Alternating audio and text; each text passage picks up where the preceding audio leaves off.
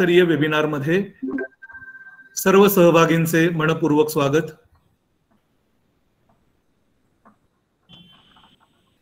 मित्रहो, आज भारताचे माजी राष्ट्रपती भारतरत्न डॉक्टर APJ अब्दुल कलाम यांच्या जयंतीच्या निमित्तानं आपण आजचा हा वेबिनार आयोजित करत आहोत। डॉक्टर APJ अब्दुल कलाम यांचा 15 ऑक्टोबर हा जन्मदिवस असतो।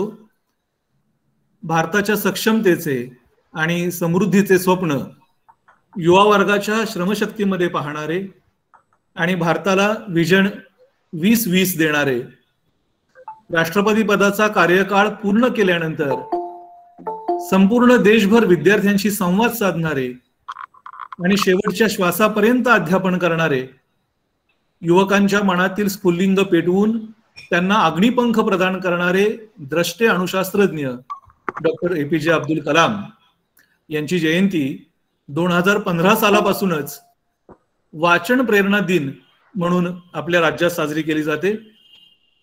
आज याच वाचन प्रेरणा दिनाच्या निमित्तानं आपण वाचन आणि वाचनाभिरुची या विषयावर या राज्यस्तरीय वेबिनारचं आयोजन केलेलं आहे। वास्तविक महाविद्यालयाच्या पातळीवरती एखाद्या व्याख्यानाच्या स्वरूपात सुद्धा आजचा हा उपक्रम आपल्याला घेता आला असता, परंतु आपण ऑनलाईन हा कार्यक्रम घेतो आहोत आणि वक्तेही आपले अत्यंत प्रतिष्ठित असे आहेत, अभ्यासू आहेत। त्यांच्या मार्गदर्शनाचा लाभ सर्वदूरपर्यंत अनेक विद्यार्थ्यांपर्यंत आणि अभ्यासकांपर्यंत पोहोचावा या उद्दिष्टानं आम्ही याला व्याख्यानाचं स्वरूप न देता ऑनलाईन चर्चासत्राचं स्वरूप दिलेलं आहे आणि त्यानुसार आम्ही सुरुवातीला काही नावनोंदणी सुद्धा करून घेतलेली आहे। तेव्हा आमच्या असं लक्षात आलं की या चर्चासत्रामध्ये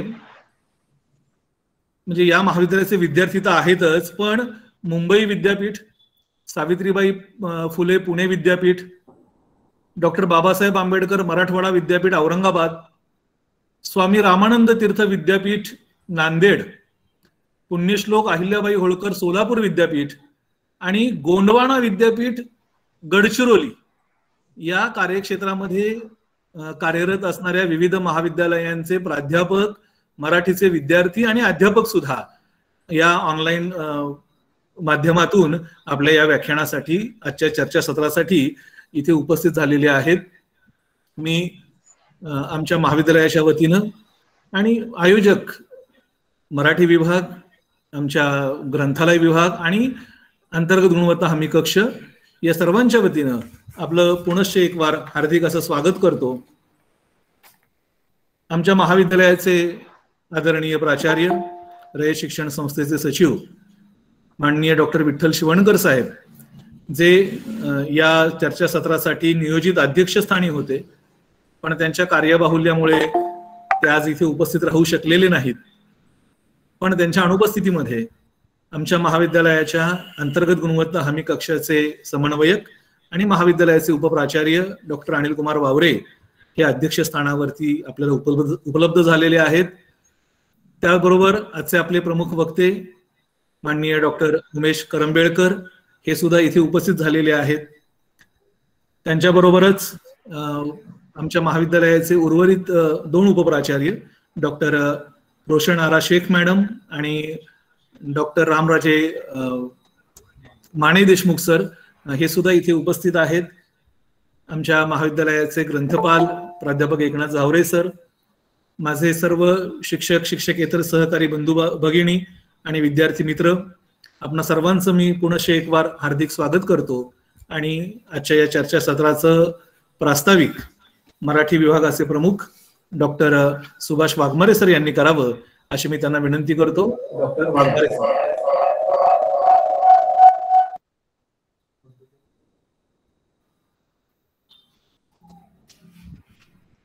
अच्छा, आपण छत्रपती शिवाजी कॉलेज सातारा या महाविद्यालयामध्ये मराठी विभाग, ग्रंथालय विभाग, गुणवत्ता हमी कक्ष या तिन्हींच्या मिळून जो कार्यक्रम आपण आयोजित केलेला आहे ते राज्यस्तरीय वेबिनार म्हणून आपण प्रसारित केलेलं आहे. या वेबिनारचं प्रास्ताविक करत असताना मला खूप मनापासून आनंद होतोय. तो अशासाठी की यंदाच्या काळामध्ये 15 ऑक्टोबर हा दिवस सुट्टीच्या दिवशी आल्यामुळं बऱ्याचदा ते जे कार्यक्रम आहेत ते सगळे उशिरा झाले आणि मग आम्हाला पण मधल्या काळामध्ये एक चांगली व्यक्ती या वेबिनारसाठी मिळावी म्हणून आम्ही प्रयत्न करत होतो. आमच्या मराठी अभ्यास मंडळाचे सदस्य डॉक्टर माननीय चंद्रकांत कांबिरे सर यांनी आम्हाला सांगितलं की आदरणीय डॉक्टर उमेश करंबेळकर सर हे जर या कार्यक्रमासाठी आले तर नक्कीच संपूर्ण महाराष्ट्रातल्या लोकांना अतिशय चांगल्या प्रकारचं प्रबोधन या निमित्तानं होईल. आणि मग आम्ही हा कार्यक्रम आदरणीय आमचे महाविद्यालयाचे प्राचार्य आणि रयत शिक्षण संस्थेचे सचिव प्राचार्य डॉक्टर विठ्ठल शिवणकर साहेब यांच्याशी चर्चा करून हा कार्यक्रम आपण घेतला. आता प्रश्न असा आहे की आजच्या कार्यक्रमाचं प्रास्ताविक करत असताना आज आपण सगळेच ज्ञानी बनण्याचा आणि हे सगळं जग ज्ञानी व्हावं अशी अपेक्षा करतोय. जगाचा प्रवास पुढे पुढे पुढे चालू आहे आणि ज्ञान संपादन करण्यासाठी विद्यापीठे असू द्या हे सगळं जीवनच आहे आणि या जीवनामध्ये ज्ञान संपादन करत असताना आपल्याला माहित आहे की आपला मेंदू जर सक्षम व्हायचा असेल, आपल्या मेंदूच्या द्वारे सगळी चांगली कामं व्हायची असतील तर ग्रहण म्हणून जे आपल्याकडे इंद्रिय आहेत, पंचेंद्रिय आहेत, त्या पंचेंद्रियाच्या साह्यानं आपण ज्ञान घेत असतो आणि मग ह्या पंचेंद्रियाच्या साह्यानं ज्ञान घेत असल्यामुळं आपल्या संपूर्ण जगाच्या सृष्टीचा जगाला अतिशय मोठ्या प्रमाणात ज्ञान मिळतं आणि उत्तरोत्तर जगाचा विवेक वाढतो, जगाच्या घडामोडी गतिमान होताना दिसतात. आदरणीय माजी आपल्या भारताचे राष्ट्रपती डॉक्टर APJ अब्दुल कलाम साहेब यांच्याबद्दल आत्ताच आमचे सहकारी चव्हाण सर यांनी आपली भूमिका मांडली आणि या भूमिकेमध्ये जात असताना त्यांनी सांगितलं की 2020 साली हा जो तरुणांचा भारत आहे तो नक्की एक विकसित राष्ट्र म्हणून आपल्याला दिसायला लागेल. आवाज येतो माझा? तर हे सगळं तुम्हाला सांगायचं कारण असं की APJ अब्दुल कलाम यांचं जे स्वप्न होतं तर ते स्वप्न पूर्ण करण्यासाठी त्यांना देखील अशा युवकांची अपेक्षा होती की जे ज्ञानी व्हावेत, तंत्रज्ञानाच्या सहाय्याने समृद्ध व्हावेत आणि म्हणून त्यांनी जे योगदान आयुष्यभर दिलं त्याचंच तुम्हाला माहित आहे की त्या निमित्तानं या कार्यक्रमाचं आपण आयोजन करत असतो. त्यांच्या आयुष्यातून आपल्याला शिकायला मिळतं आणि म्हणून मराठी विभाग असेल, ग्रंथालय विभाग असेल यांनी या कार्यक्रमाचं आयोजन केलेलं आहे. आपल्याला दुसरी वाचनाचं महत्व आणि वाचनाची अभिरुची, वाचन म्हणजे काय, वाचनाची अभिरुची म्हणजे काय याच्याबद्दल आपले वक्ते बोलणारच आहेत. तर मी प्रारंभीच अध्यक्ष आमचे डॉक्टर अनिल कुमार वावरे सर आणि आदरणीय वक्ते यांच्याबद्दल कृतज्ञता बाळगतो की त्यांनी या कार्यक्रमाला येऊन अतिशय चांगल्या प्रकारचं योगदान आम्हाला दिलेलं आहे. आपल्या सगळ्यांना माहित आहे इथं उपस्थित असलेल्या सर्व विद्यार्थी असतील, प्राध्यापक असतील, तर वाचनामुळं सत्य असत्याची जाणीव व्हायला लागते. आपल्याला दैनंदिन जीवनात चालणाऱ्या घडामोडी आहेत त्या वाचनामुळे आपल्याला कळायला लागतात. वाचन ही हळूहळू विकसित होत जाणारी कला आहे. खरं म्हणजे वाचनाची विद्यापीठं मोठ्या प्रमाणात होत जातील तितकं आपल्या संपूर्ण जगाचा विकास सुद्धा होत जाताना दिसतो.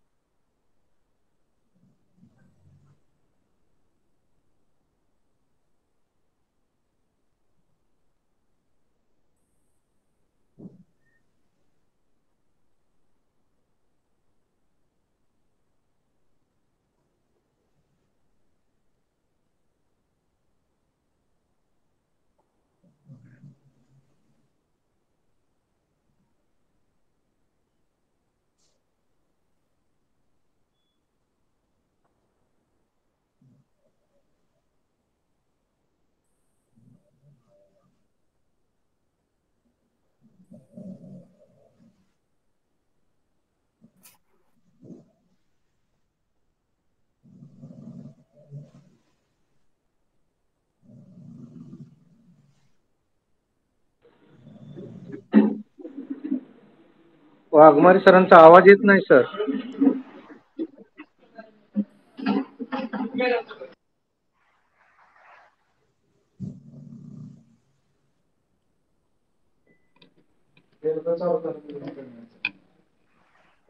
सर लाईट गेलेली आहे.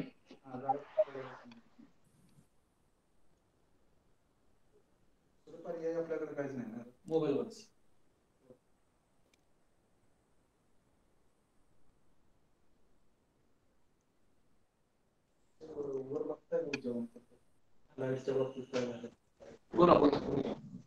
सर बोलत राहतात.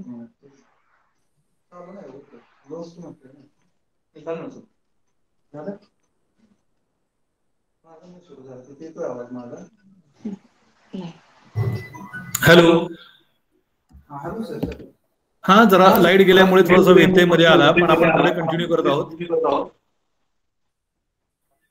सर मोबाईलवरून जॉईन व्हायला सांगा ना.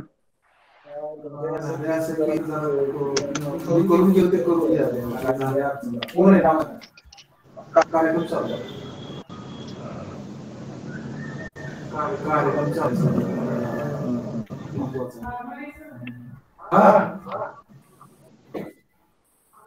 सर बोलत सर बोलत राहा. बाहेर आला.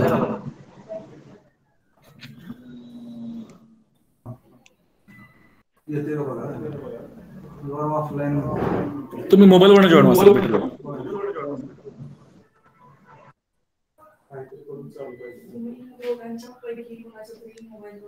Sir mobile. चव्हाण सर. हा सर बोला. तुमच्या शेजारी सर असतील तर तुमच्या तिथूनच बोलू देत मग. येस येस, एक मिनिट. हा सर.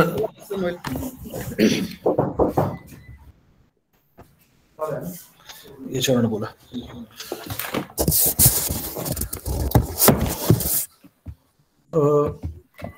क्षमस्व, मी थोडक्यातच हे प्रस्तावना संपवतो. एवढं म्हणायचं आहे या निमित्तानं की वाचन प्रेरणा दिनाच्या निमित्तानं आपल्याला विद्यार्थ्यांना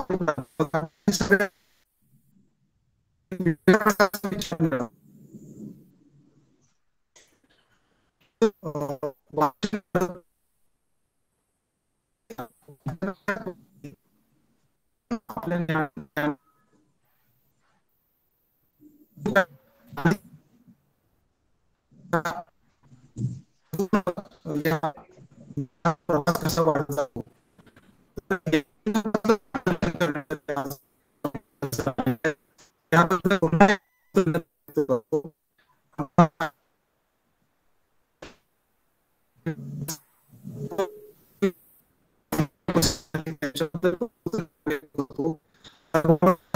विविध विद्यापीठातून जे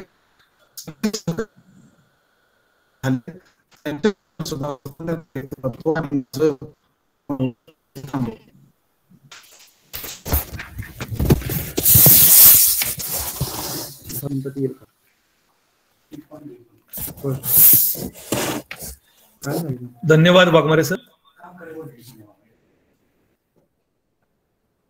यानंतर मान्यवरांचा परिचय करू देत आहेत महाविद्यालयातील माझे सहकारी डॉक्टर कांचन नलवडे मॅडम. मी त्यांना विनंती करतो की कृपया आजचे आपले प्रमुख पाहुणे आणि या कार्यक्रमाचे अध्यक्ष या दोघांचाही परिचय आपण करून द्यावा. Doctor Nalawade madam.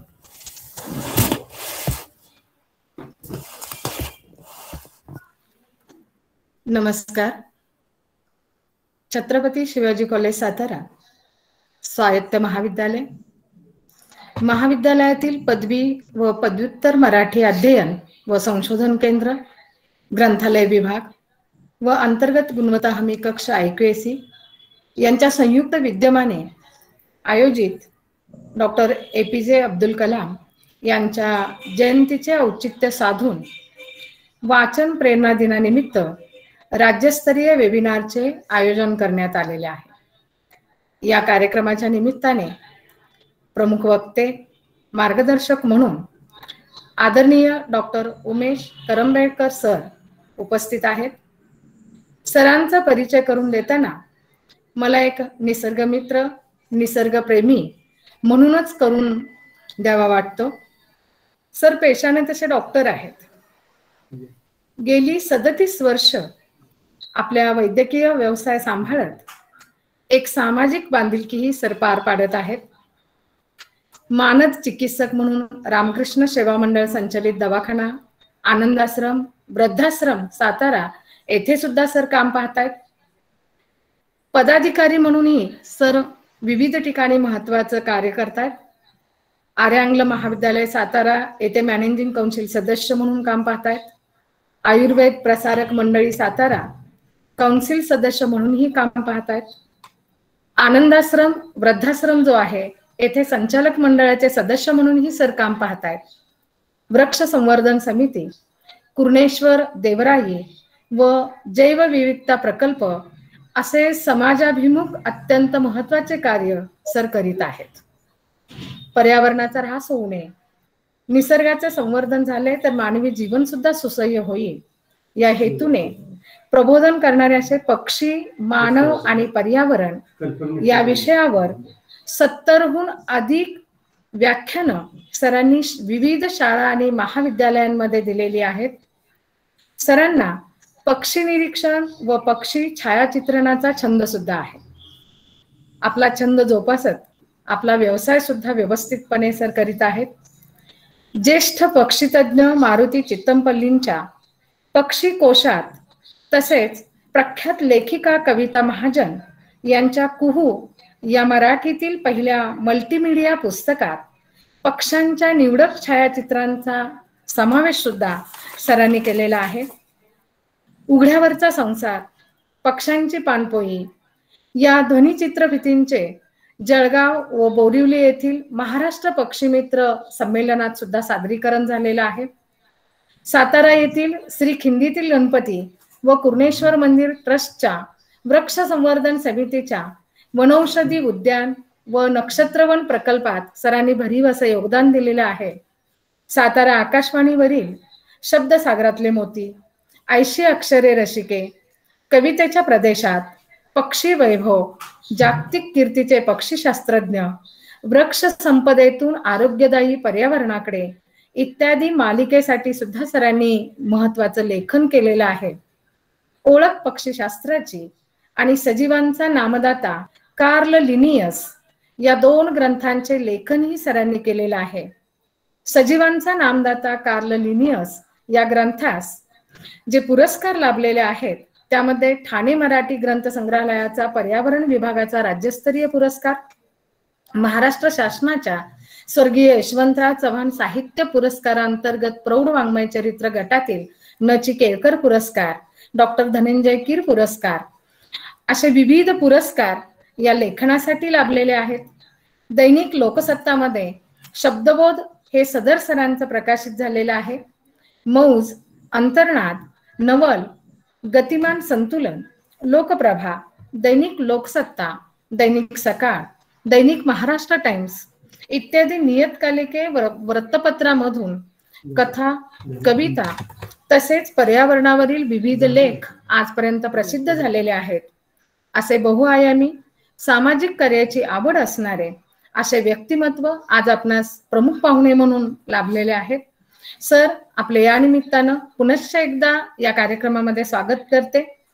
त्याचबरोबर आजच्या कार्यक्रमाचे अध्यक्ष महाविद्यालयाचे उपप्राचार्य डॉक्टर अनिल कुमार वावरे सरांची ओळख करून द्यायची म्हणजे अर्थशास्त्र विभाग प्रमुख, महाविद्यालयाच्या ऐक्यवेशीचे प्रमुख, महाविद्यालयाच्या ऑटोनॉमस कॉलेजचे प्रमुख, स्किल डेव्हलपमेंटचे प्रमुख, युवक कल्याण कक्षाचे कोऑर्डिनेटर, विविध विभागामध्ये सर चेअरमन म्हणून, कोऑर्डिनेटर म्हणून, मेंबर, सेक्रेटरी म्हणून विद्यापीठ महाविद्यालयाच्या विविध कमिट्यावरती सर कार्यरत आहेत. सरांचे 2 मायनर प्रोजेक्ट पूर्ण झालेले आहेत. रिसर्च गाईड म्हणूनही सर काम पाहतायत. सरांकडे 11 विद्यार्थ्यांनी पूर्ण केले आहे. सरांनी विविध ठिकाणी राष्ट्रीय पातळीवरती सेमिनारमध्ये प्रसिद्ध झालेले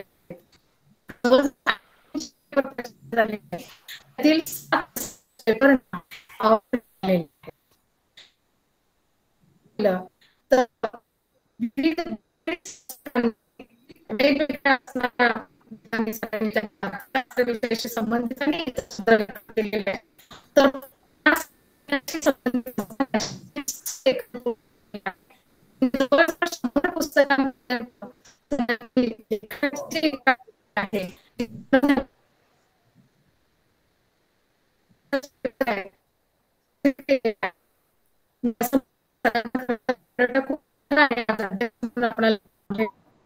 तर आर्थिक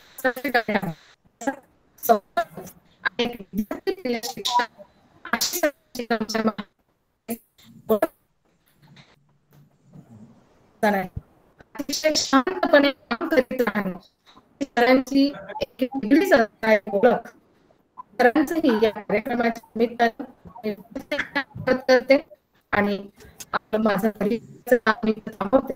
धन्यवाद.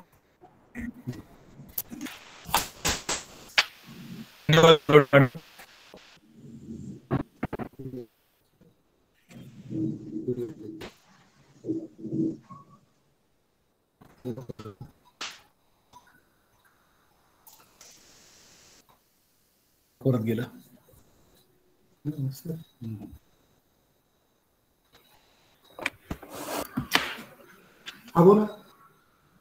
धन्यवाद नलवडे मॅडम.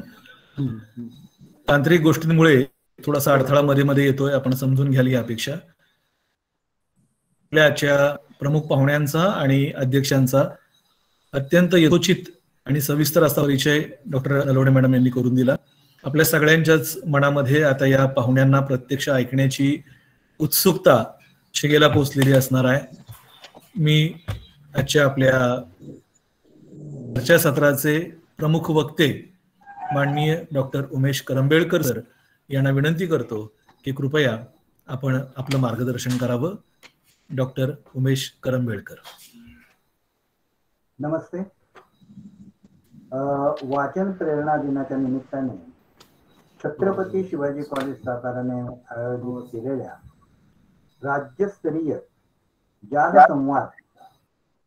जालसंवाद वेबिनारला जालसंवाद असा एक शब्द आपण रूढ करूया असं या निमित्तानं मला वाटतं. तर त्यामध्ये वाचन आणि वाचनाभिरुची या विषयावर मला आपण बोलवलेलं आहे. माझे विचार व्यक्त करायला सांगितलेलं आहे, आमंत्रण दिलंय.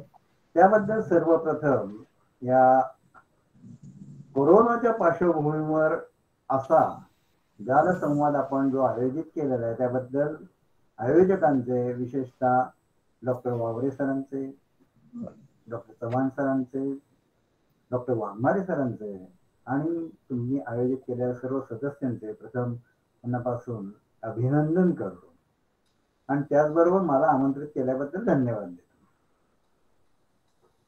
या जालसंवादात आता सरांनी सांगितलं की महाराष्ट्राच्या जवळजवळ सर्व भागातून, अगदी तिकडं गडचिरोली सारख्या दुर्गम भागातूनही काही सहभागी झालेले आहेत प्राध्यापक. ही खरंच विशेष आनंदाची गोष्ट आहे. एक प्रकारे हा तंत्रज्ञानाची, विज्ञानाची ही कमाल आहे, मान्य करायलाच पाहिजे. पण त्याचबरोबर आपल्याला त्या कोरोनाच्या पार्श्वभूमीवर जी एक वेगळी संधी मिळाली त्याचंही आपण स्वागत करायला पाहिजे. म्हणजे ह्या तंत्रज्ञानाचे जे चांगले आणि वाईट दुष्परिणाम, त्या फायदे आपल्याला डोळ्यासमोर आहेत. त्यातला हा एक चांगला फायदा आहे की याप्रमाणे आपण प्रत्यक्ष काही संपर्कात नसताना देखील वेगवेगळ्या भागातून आपण एकमेकांना पाहू शकतो, एकमेकांशी संवाद साधू शकतो. ही विज्ञान आणि तंत्रज्ञानाची कमाल आहे, हे मान्य करायला पाहिजे. पण म्हणजे खरं सांगायचं तर आजचा जो विषय आहे की वाचन आणि वाचनाभिरुची, तर ह्याच्यावर फार मोठा, वाचन संस्कृतीवर फार मोठा घाला तो ज्या ह्या तंत्रज्ञानाने पडलेला आहे. त्याच तंत्रज्ञानाची मदत घेऊन आपण ह्या वाचन संस्कृतीचं संरक्षणाची, त्यासाठी काय उपाय करता येतील, वाचनाभिरुची कशी वाढवता येईल याविषयी आपण चर्चासत्र आयोजित करतो. हा एक प्रकारचा विचित्र असा योगायोगच मानायला हवा. अर्थात हा एक चांगला आपल्याला संधी मिळाली आहे त्याची आपण योग्य तऱ्हेने उपयोग करून घेतला पाहिजे. मगाशी चव्हाण सरांनी आणि वाघमारे सरांनी प्रस्तावनेत सांगितलं की 15 ऑक्टोबर हा आपले माजी राष्ट्रपती APJ अब्दुल कलाम यांचा जन्मदिवस आपण वाचन प्रेरणा दिन म्हणून साजरा करतो. खरं सांगायचं तर कलामांचे चरित्र आपल्या सर्वांच्याच परिचयाचे. तामिळनाडूतील धनुषकोडी सारख्या एका खेडेगावातील त्यात देखील एका गरीब कुटुंबात त्यांचा जन्म झाला की ज्यामध्ये शिक्षणाची अजिबात कुठलीही परिचय नव्हता. त्यांचे वडील अत्यंत अल्पशिक्षित होते. मच्छीमारांना नौका भाड्याने देण्याचा हा त्यांचा व्यवसाय होता. अशा परिस्थितीमध्ये वाढलेल्या अब्दुल कलामांचा धनुषकोडी पासून राष्ट्रपती भवन हा प्रवास आपल्याला थक्क करणार आहे. त्यांचं चरित्र हे केवळ तरुणांनाच नव्हे तर सर्वसामान्य माणसांना प्रेरणादायी ठरणार आहे. आणि हे सगळं प्रखर बुद्धिमत्ता, अपार कष्ट आणि प्रचंड आत्मविश्वास ह्याच्या जोरावर यांनी हे यश मिळवलं. उत्तुंग यश. एक जागतिक कीर्तीचे शास्त्रज्ञ ज्यांना मिसाईल मॅन, क्षेपणास्त्र आपल्याला दिली त्याचं मिसाईल मॅन म्हणून ज्यांचा नेहमी हे केला जातो, संदर्भ दिला जातो, त्यांचा हा प्रवास निश्चितच प्रेरणादायी आहे. 2015 साली त्यांचं निधन झालं आणि त्यानंतर आपण 15 ऑक्टोबर हा त्यांचा जन्मदिवस वाचन प्रेरणा दिन म्हणून साजरा करायला लागला. तसं पाहिलं तर खरं म्हणजे वाचनाचं महत्व यापूर्वी आपल्याला, आणि हा त्यांचा प्रवास जो झाला ते केवळ त्यांनी जे प्रचंड वाचन केलं त्याच्यातून त्यांचं जे व्यक्तिमत्व घडलं त्यातूनच त्यांनी हे उत्तुंग यश मिळवलं असं समजलं जातं. आणि त्याच्यासाठी वाचन प्रेरणा दिन म्हणून हा दिवस साजरा केला जातो. पण तसं पाहिलं तर वाचनाचं महत्व ह्यापूर्वीही आपल्याला महात्मा ज्योतिराव फुलेंनी सांगितलेलं आहे, बाबासाहेबांनी सांगितलेलं आहे. बाबासाहेब ते म्हणायचे की वाचाल तर वाचाल किंवा शिकाल तर टिकाल. त्यामुळे महाराष्ट्रापुरते बोलायचं झालं तर वाचन संस्कृती ही आपल्याकडे फार गेल्या शतकातल्या 50 ते 60च्या दरम्यान आपल्या चांगल्या तऱ्हेने रुजली होती. 1940 ते 1980 हा काळ खरं सांगायचं तर वाचन संस्कृतीचा, मराठी वाचन संस्कृतीचा सुवर्ण काळ असं म्हणून समजला जातो. आणि त्याचबरोबर नुसता जरी आपण त्याबद्दल दृष्टिक्षेप टाकला तरी मी काय जे म्हणतो त्याचं महत्व आपल्या लक्षात येईल. ह्या काळात वाचन संस्कृती चांगली रुजली होती याचं कारण किंवा एक स्पष्ट उदाहरण म्हणजे तुम्ही त्या काळात किती नियतकालिक प्रसिद्ध होत होती याच्यावर नजर टाका.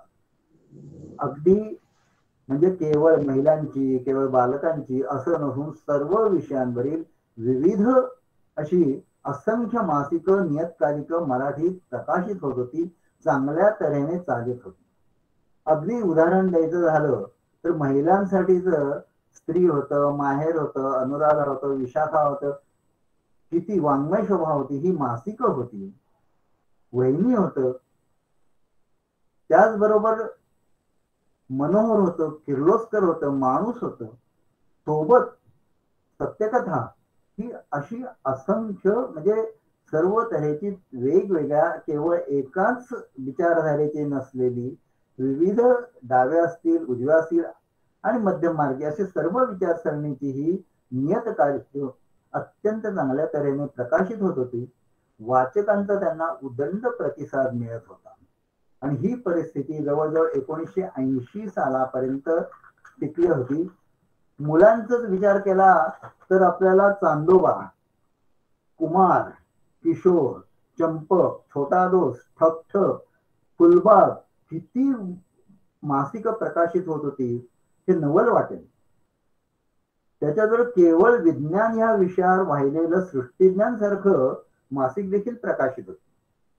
आणि आज परिस्थिती असं दिसेल की ह्याच्यातली अनेक मासिक एक तर बंद पडलेली आहे, सत्यकथा संपली, माणूस संपला, अनेक संपलेली आहे. पण जी काही चालू आहेत थोडीफार, त्यांचं अस्तित्व केवळ दिवाळी अंकापुरता मर्यादित राहिलेलं आहे. आज नवभारत देखील प्रकाशित होतं, परंतु कित्येक जणांना अजूनही चालू आहे का अशी शंका निर्माण होती. अशी परिस्थिती आहे.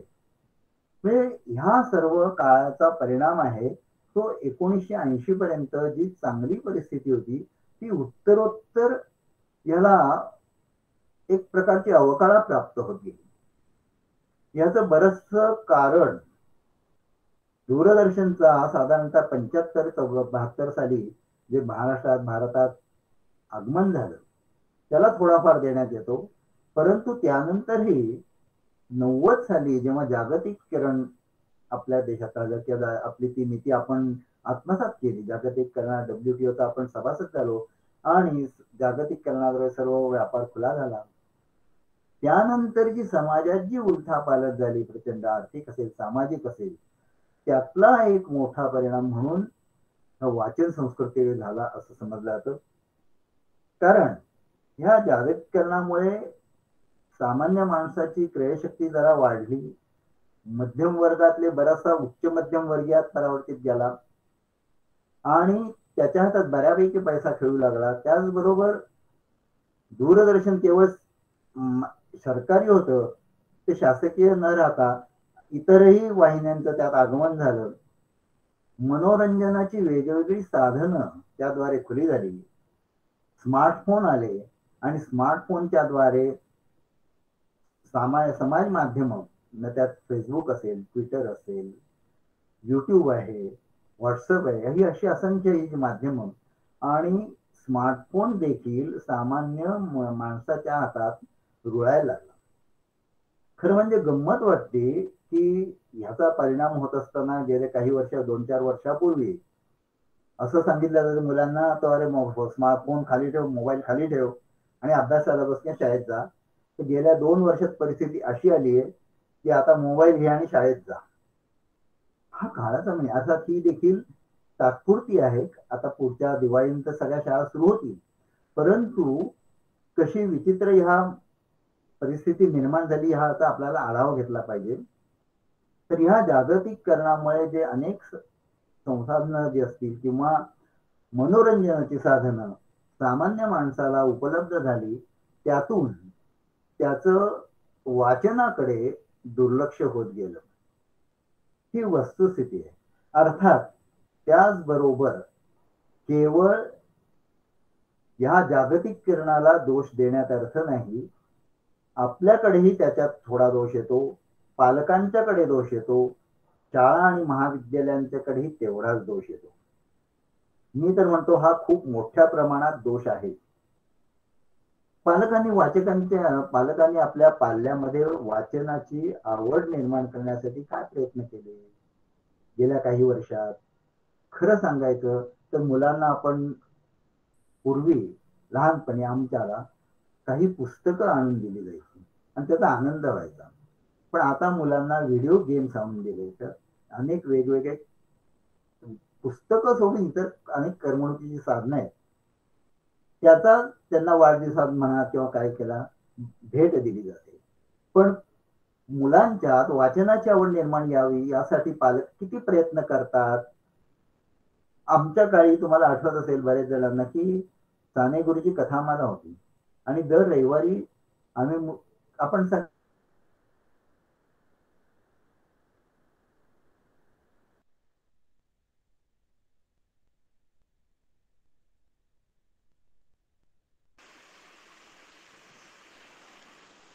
सर आवाज नाही येत आहे, आवाज नाही आहे.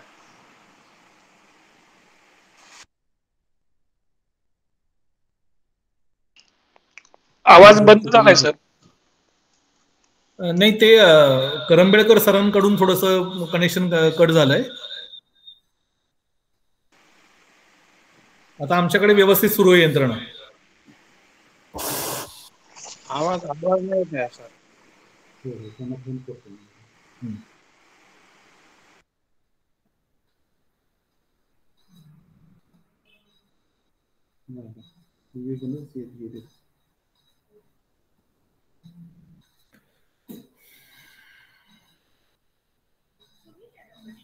हम्म. होतील. स्टॉक म्हणते.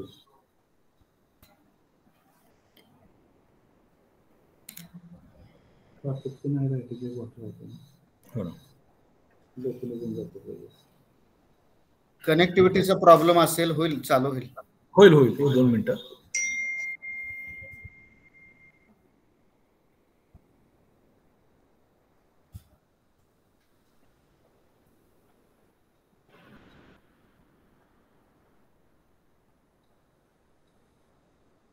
सरांना फोन करा सर. स्विच ऑफ करून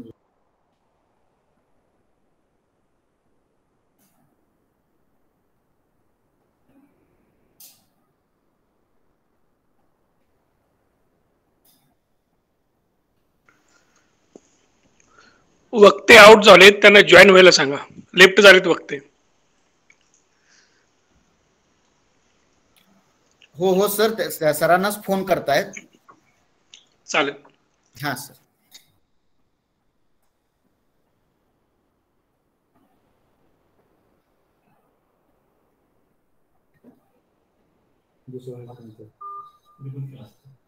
दुसरा फोन असेल नाही, बंद नाही करणार ते.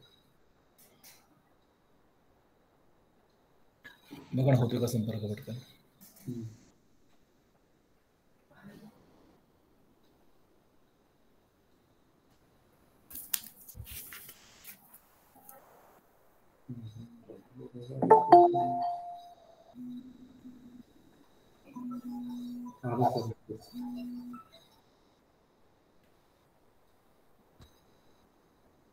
कोणतरी येतोय मला. उचला ना. हा सर, हा तुम्ही जॉईन व्हा की.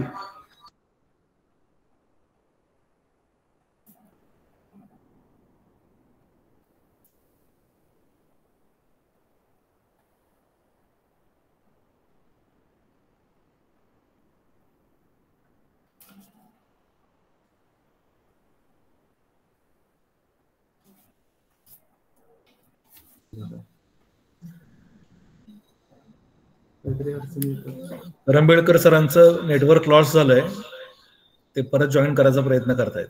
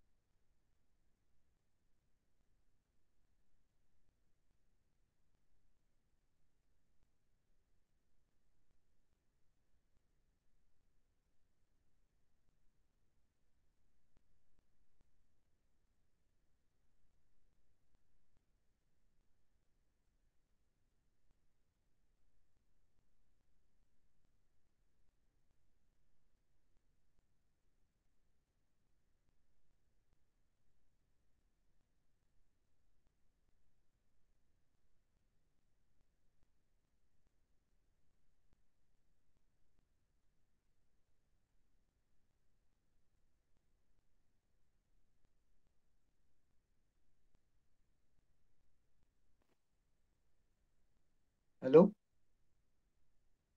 हा,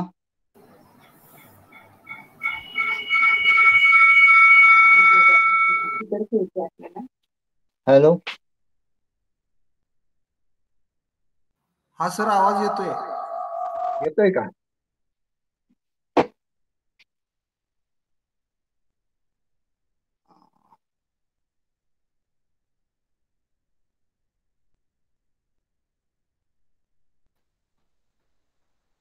येतोय? हो हो, येतोय सर, बोला. ठीक आहे, ठीक आहे. हा, तर सांगायचं मगाशी आपण जेव्हा आलो होतो, धागा आपला पकडूया पुन्हा. तर ह्या सर्व अनास्थेचं किंवा वाचनाच्या संस्कृतीकडे दुर्लक्ष होण्याचं एक आपण जो दोष जागतिकीकरणाला देतो, त्याच्यापेक्षा जास्त मोठा दोष हा आपल्याकडे आहे.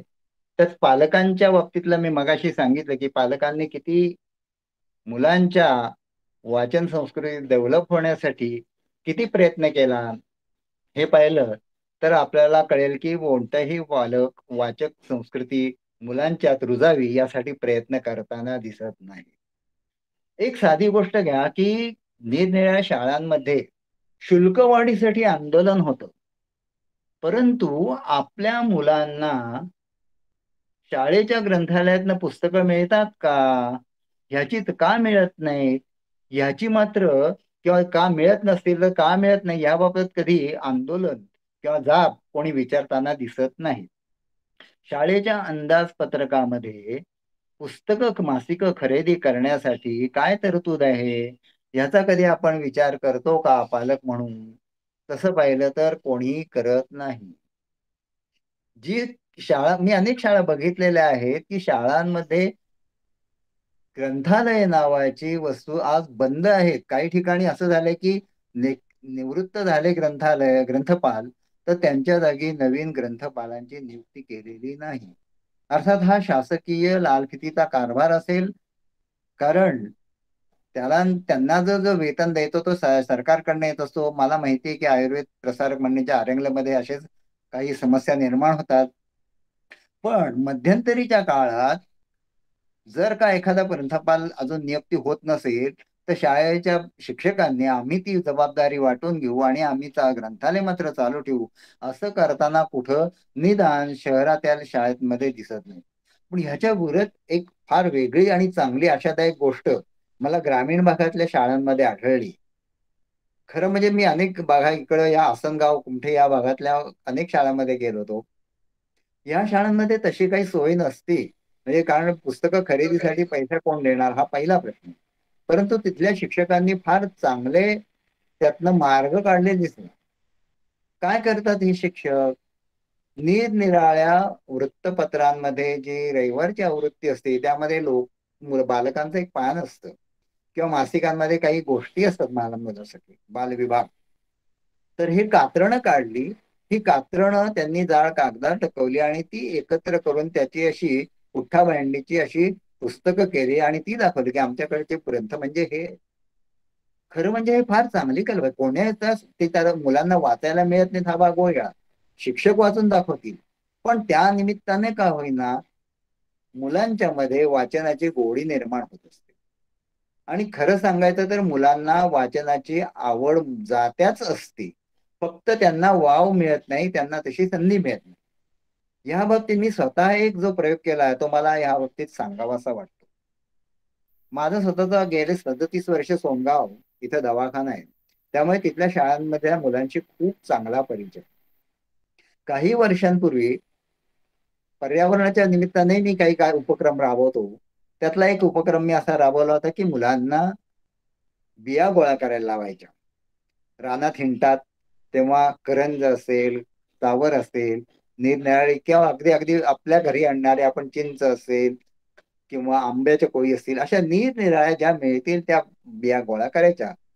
त्यांनी गोळा करून आम्ही ह्याच्यामध्ये पावसाळ्यामध्ये वर्षा सहल काढून ती डोंगर उतारावर इकडं लावल्या, उधळून दिल्या. एक वर्ष हा कार्यक्रम घेतला. त्याच्या पुढच्या वर्षी आम्ही मुलांना मातीचे गोळे करायला सांगितले आणि त्यात बिया टोकायला सांगितल्या. मुलांनी उत्साहाने ते केलं. जवळ 10-15 पोती असे गोळे, मातीचे गोळे तयार केले. मग ते आम्ही ओढ्याच्या काठी टाकले. तर त्याच्या पुढच्या वर्षी मी मुलांना सरळ रोपच करायला सांगितली, ती रोपं लावली. हा असा कार्यक्रम करताना मुलांना काहीतरी द्यावं असं मला वाटलं. काय द्यावं, तर आपण पुस्तकं द्यावी असं वाटलं. पण ही एवढ्या मोठ्या, जवळ आता ग्रामीण भागातली शाळा असली तरी त्यावेळेला 10-15 वर्षापूर्वी पटसंख्या जवळजवळ 250 पर्यंत होती, 1ली ते 7वी जिल्हा परिषद शाळेमध्ये. ही एवढी लहान मुलांची पुस्तकं कशी मिळणार, म्हणून मी पुस्तक विक्रेत्यांकडे चौकशी केली. तर त्यांनी माझ्याकडे एक गठ्ठा टाकला 100 पुस्तकांचा आहे. आणि मला ती पुस्तकं पाहून खूप आनंद झाला. म्हणजे लहानपणी मी जेव्हा वाचली होती, म्हणजे ती जादूचा गालीचा किंवा ते काय बोलका शंख, ही म्हणजे राजपुत्र राजकन्या वगैरे, ही जी अशा स्वरूपाची बरोबर 24.5 पानांची ती अशी पुस्तकं असतात. पण त्याची किंमत मिळतील का, त्यातले असे आहेत. किती किंमत, तर साधारणतः 100 पुस्तकांची केवळ ₹250 काहीतरी किंमत होती त्या. म्हटलं ₹500 माझं काम झालं. आणि जेव्हा हा कार्यक्रम झाल्यानंतर मुलांना, प्रत्येक मुलांना 1ली ते 7वी प्रत्येक मुलाला जेव्हा एक एक पुस्तक भेट दिली, तेव्हा त्यांना जो आनंद झालेला त्यांच्या चेहऱ्यावर दिसला, तो अक्षरशः अविस्मरणीय असा अनुभव होता. मुलं अक्षरशः तुला कुठलं मिळालं, मला कुठलं मिळालं, मग आपण एक्सचेंज करूया वगैरे वगैरे त्यांच्या चर्चा चालू झाल्या.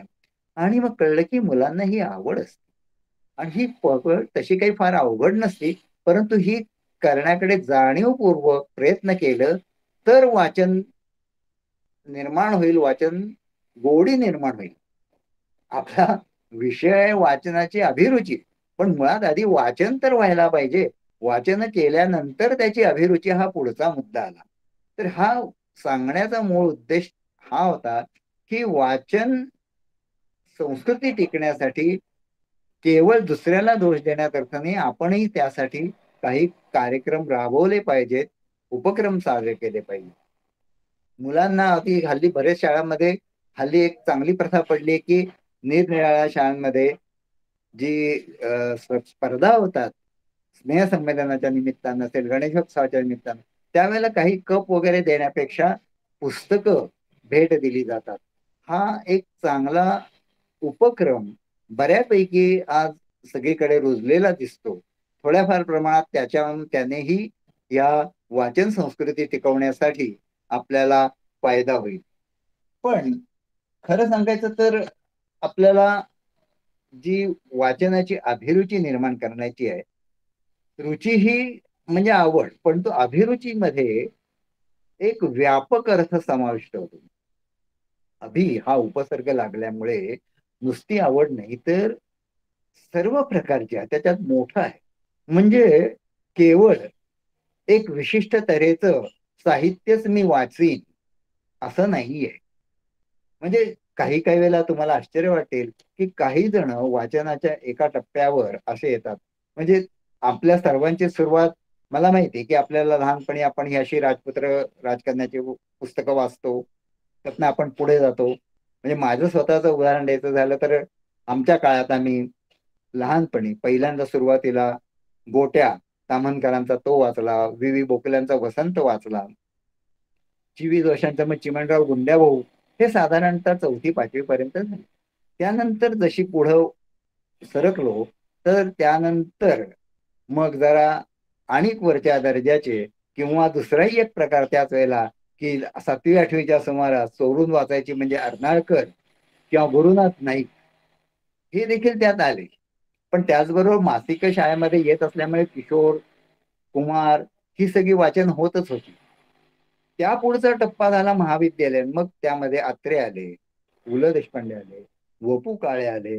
हा सगळा झाल्यानंतर पुन्हा जशी वाचनाची आवड वाढत गेली आणि एक एक तऱ्हेचं साहित्य कळत गेलं, तसं मग जी. ए. कुलकर्णी किंवा दुर्गा भागवत अशा वरच्या वेगवेगळ्या स्तरावरच्या लेखकांपर्यंत पोहोचतो. हा जो प्रवास असतो हा सुरुवातीचा जरी साधा असला तरी जसं जसं टप्पा वाढेल आणि गंमत म्हणजे ह्या प्रत्येक टप्प्यावर वाचनाने आपल्याला आनंदच दिलेला असतो. आज कदाचित ती पुस्तकं वाचायला आपल्याला आनंद मिळणार नाही, पण आपण त्या काळात वाचलेली निश्चितच आपल्याला त्याने आनंद दिला. आणि याच्यातूनच आपण जसं वाचत आपलं समृद्ध होत जाईल तसतसं आपली आवड आणि आपली निवड ठरत जाते आणि आपण अधिक अधिक व्यापक स्वरूपाचं वाचन करू लागतो आणि त्यातून अभिरुची निर्माण होते. आता ह्या सुरुवातीच्या गोष्टीनंतर आपण एका टप्प्यावर काही वेळ येतात लोक वाचक की ते म्हणतात की नाही बाबा आम्ही फक्त कथा कादंबऱ्या वाचतो किंवा आम्ही फक्त वैचारिकच वाचतो. काही जण म्हणतात की मला हा लेखक अजिबात आवडत नाही, मी त्याचं एकही पुस्तक वाचलं नाही. खरं आहे असं म्हणणं चुकीचं आहे. जोपर्यंत तुम्ही एखाद्या त्या लेखकाचं कुठलंच पुस्तक वाचलं नाही आणि तरी तुम्ही तो लेखक आवडत नाही असा शिक्का कसा काय मारू शकता? तुम्ही तो वाचला पाहिजे आणि मग तुम्ही ठरवू शकता की हे चांगलं का वाईट. किंवा कविता हे मला अजिबातच आवडत नाहीत, कविता बघत नाही, वाचनाच्या संस्कृतीला हे मारक ठरतं. ह्यासाठी वाचनाच्या कुठल्याही क्षेत्राला आपल्या बरोबर मर्यादा पडता कामा नये. मगाशी मला वाटतं वाघमारे सर म्हणले होते की मेंदूची ग्रहण शक्ती ही विकसित व्हायला पाहिजे. अगदी खरंय. केशवसुतांनी त्याबद्दल म्हटलेलं आहे की मळ्यास माझ्या कुंपण पडणे अगदी मलानस आहे. मळ्यास म्हणजे केवळ बौद्धिक क्षमता विचार क्षमता हे नसून ते तर आहे, त्याला अनेक अर्थ आहेत. त्यातला एक असा वेगळा अर्थ म्हणजे माझ्या वाचनालय कक्षेला कुठल्याही तऱ्हेच्या मर्यादा पडता कामा नयेत. मी विविधांगी वाचन केलं पाहिजे. मळ्यास माझ्या कुंपण पडणे त्याला एक सीमा आखून देणं हे चुकीचं आहे. ते मुक्त असायला पाहिजे. आपलं वाचन हे मुक्त विविधांगी असायला पाहिजे. आपण विचार करा, आपण किती वाचलेले असतात. आपल्याला मराठीतले सगळे लेखक माहीत असतात का? म्हणजे मराठीतले साहित्यातले सगळे प्रकार आपण वाचलेले आहेत ते बघा.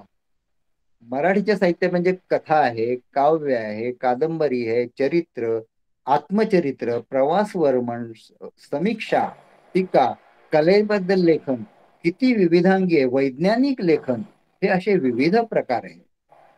आणि हे केवळ आपण मराठी पुरते एका विशिष्ट लेखकापुरते नाही, अनेक लेखक. साहित्य अकादमी दरवर्षी अनेक पुस्तकांना म्हणजे निर्णय भाषेतल्या पुस्तकांना साहित्य अकादमीचा पुरस्कार प्राप्त होतो. मराठी भाषेतले साहित्य साहित्य अकादमी पुरस्कार प्राप्त किती पुस्तकं आपण वाचतो. म्हणजे हे जर का आपण लक्षात केलं की आपलं वाचन त्या मानाने फार सीमित आहे, हे एकांगी आहे. त्याचबरोबर आपण एकाच विशिष्ट विचारसरणीच्या वाचन करतो का हेही आपल्याला लक्षात घ्यायला पाहिजे. कारण ह्या एका विशिष्ट विचारसरणी डावी असेल उजवी असेल कुठली असेल तुम्ही जेव्हा करता तेव्हा तुमच्यात एक प्रकारचा अहंगंड निर्माण होतो. किंवा आम्ही जे वाचतो तेच चांगलं आणि बाकीचे आहे ते ह्यापेक्षा आम्ही जे वाचन करतो किंवा आम्ही जे पुस्तकं बघतो ती सर्वात चांगली, त्या मानाने बाकीची दुय्यम. हा खरं वाचन संस्कृतीला मारक असा विषय आहे.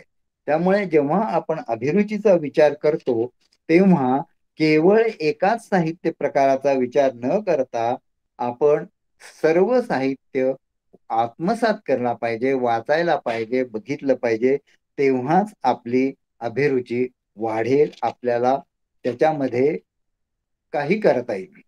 वाचन जेव्हा तुमचं विविधांगी होईल, चौफेर होईल, तेव्हा त्याचा परिणाम तुमच्या व्यक्तिमत्वावर होत असतो, तुमच्या लेखनावर होत असतो. गंमत म्हणजे ह्या बाबतीत तुम्हाला लक्षात येईल की तुम्ही काही चांगल्या चांगल्या पुस्तकांची केवळ शीर्षकं बघा. केवळ शीर्षकं बघा. अगदी उदाहरण द्यायचं झालं तर जयंत नारळीकरांचं आकाशाशी जडले नाते. आकाशाशी जडले नाते ही ओळ आपल्याला त्यांनी किती समर्पक आहे की जयंत नारळीकरांसारखी संपूर्ण आयुष्य ज्यांनी खगोलशास्त्रात घालवलं, त्यांनी लिहिल्या पुस्तक आकाशाशी जडले नाते हे शीर्षक म्हटल्यानंतर आपल्याला गीत रामायणातील गदिमांच्या ओळी आठवतात. आकाशाशी जडले नाते धरणी मातेचे, स्वयंवर झाले सीतेचे. परंतु हेच शीर्षक किती समर्पक रीतीने नार्वेकरांच्या पुस्तकाला लागू पडते. अंबरीश मिश्रांच्या एका पुस्तकाचं नाव आहे गंगेमध्ये गगन वितळले. ही मर्ढेकरांच्या कवितेची ओळ आहे.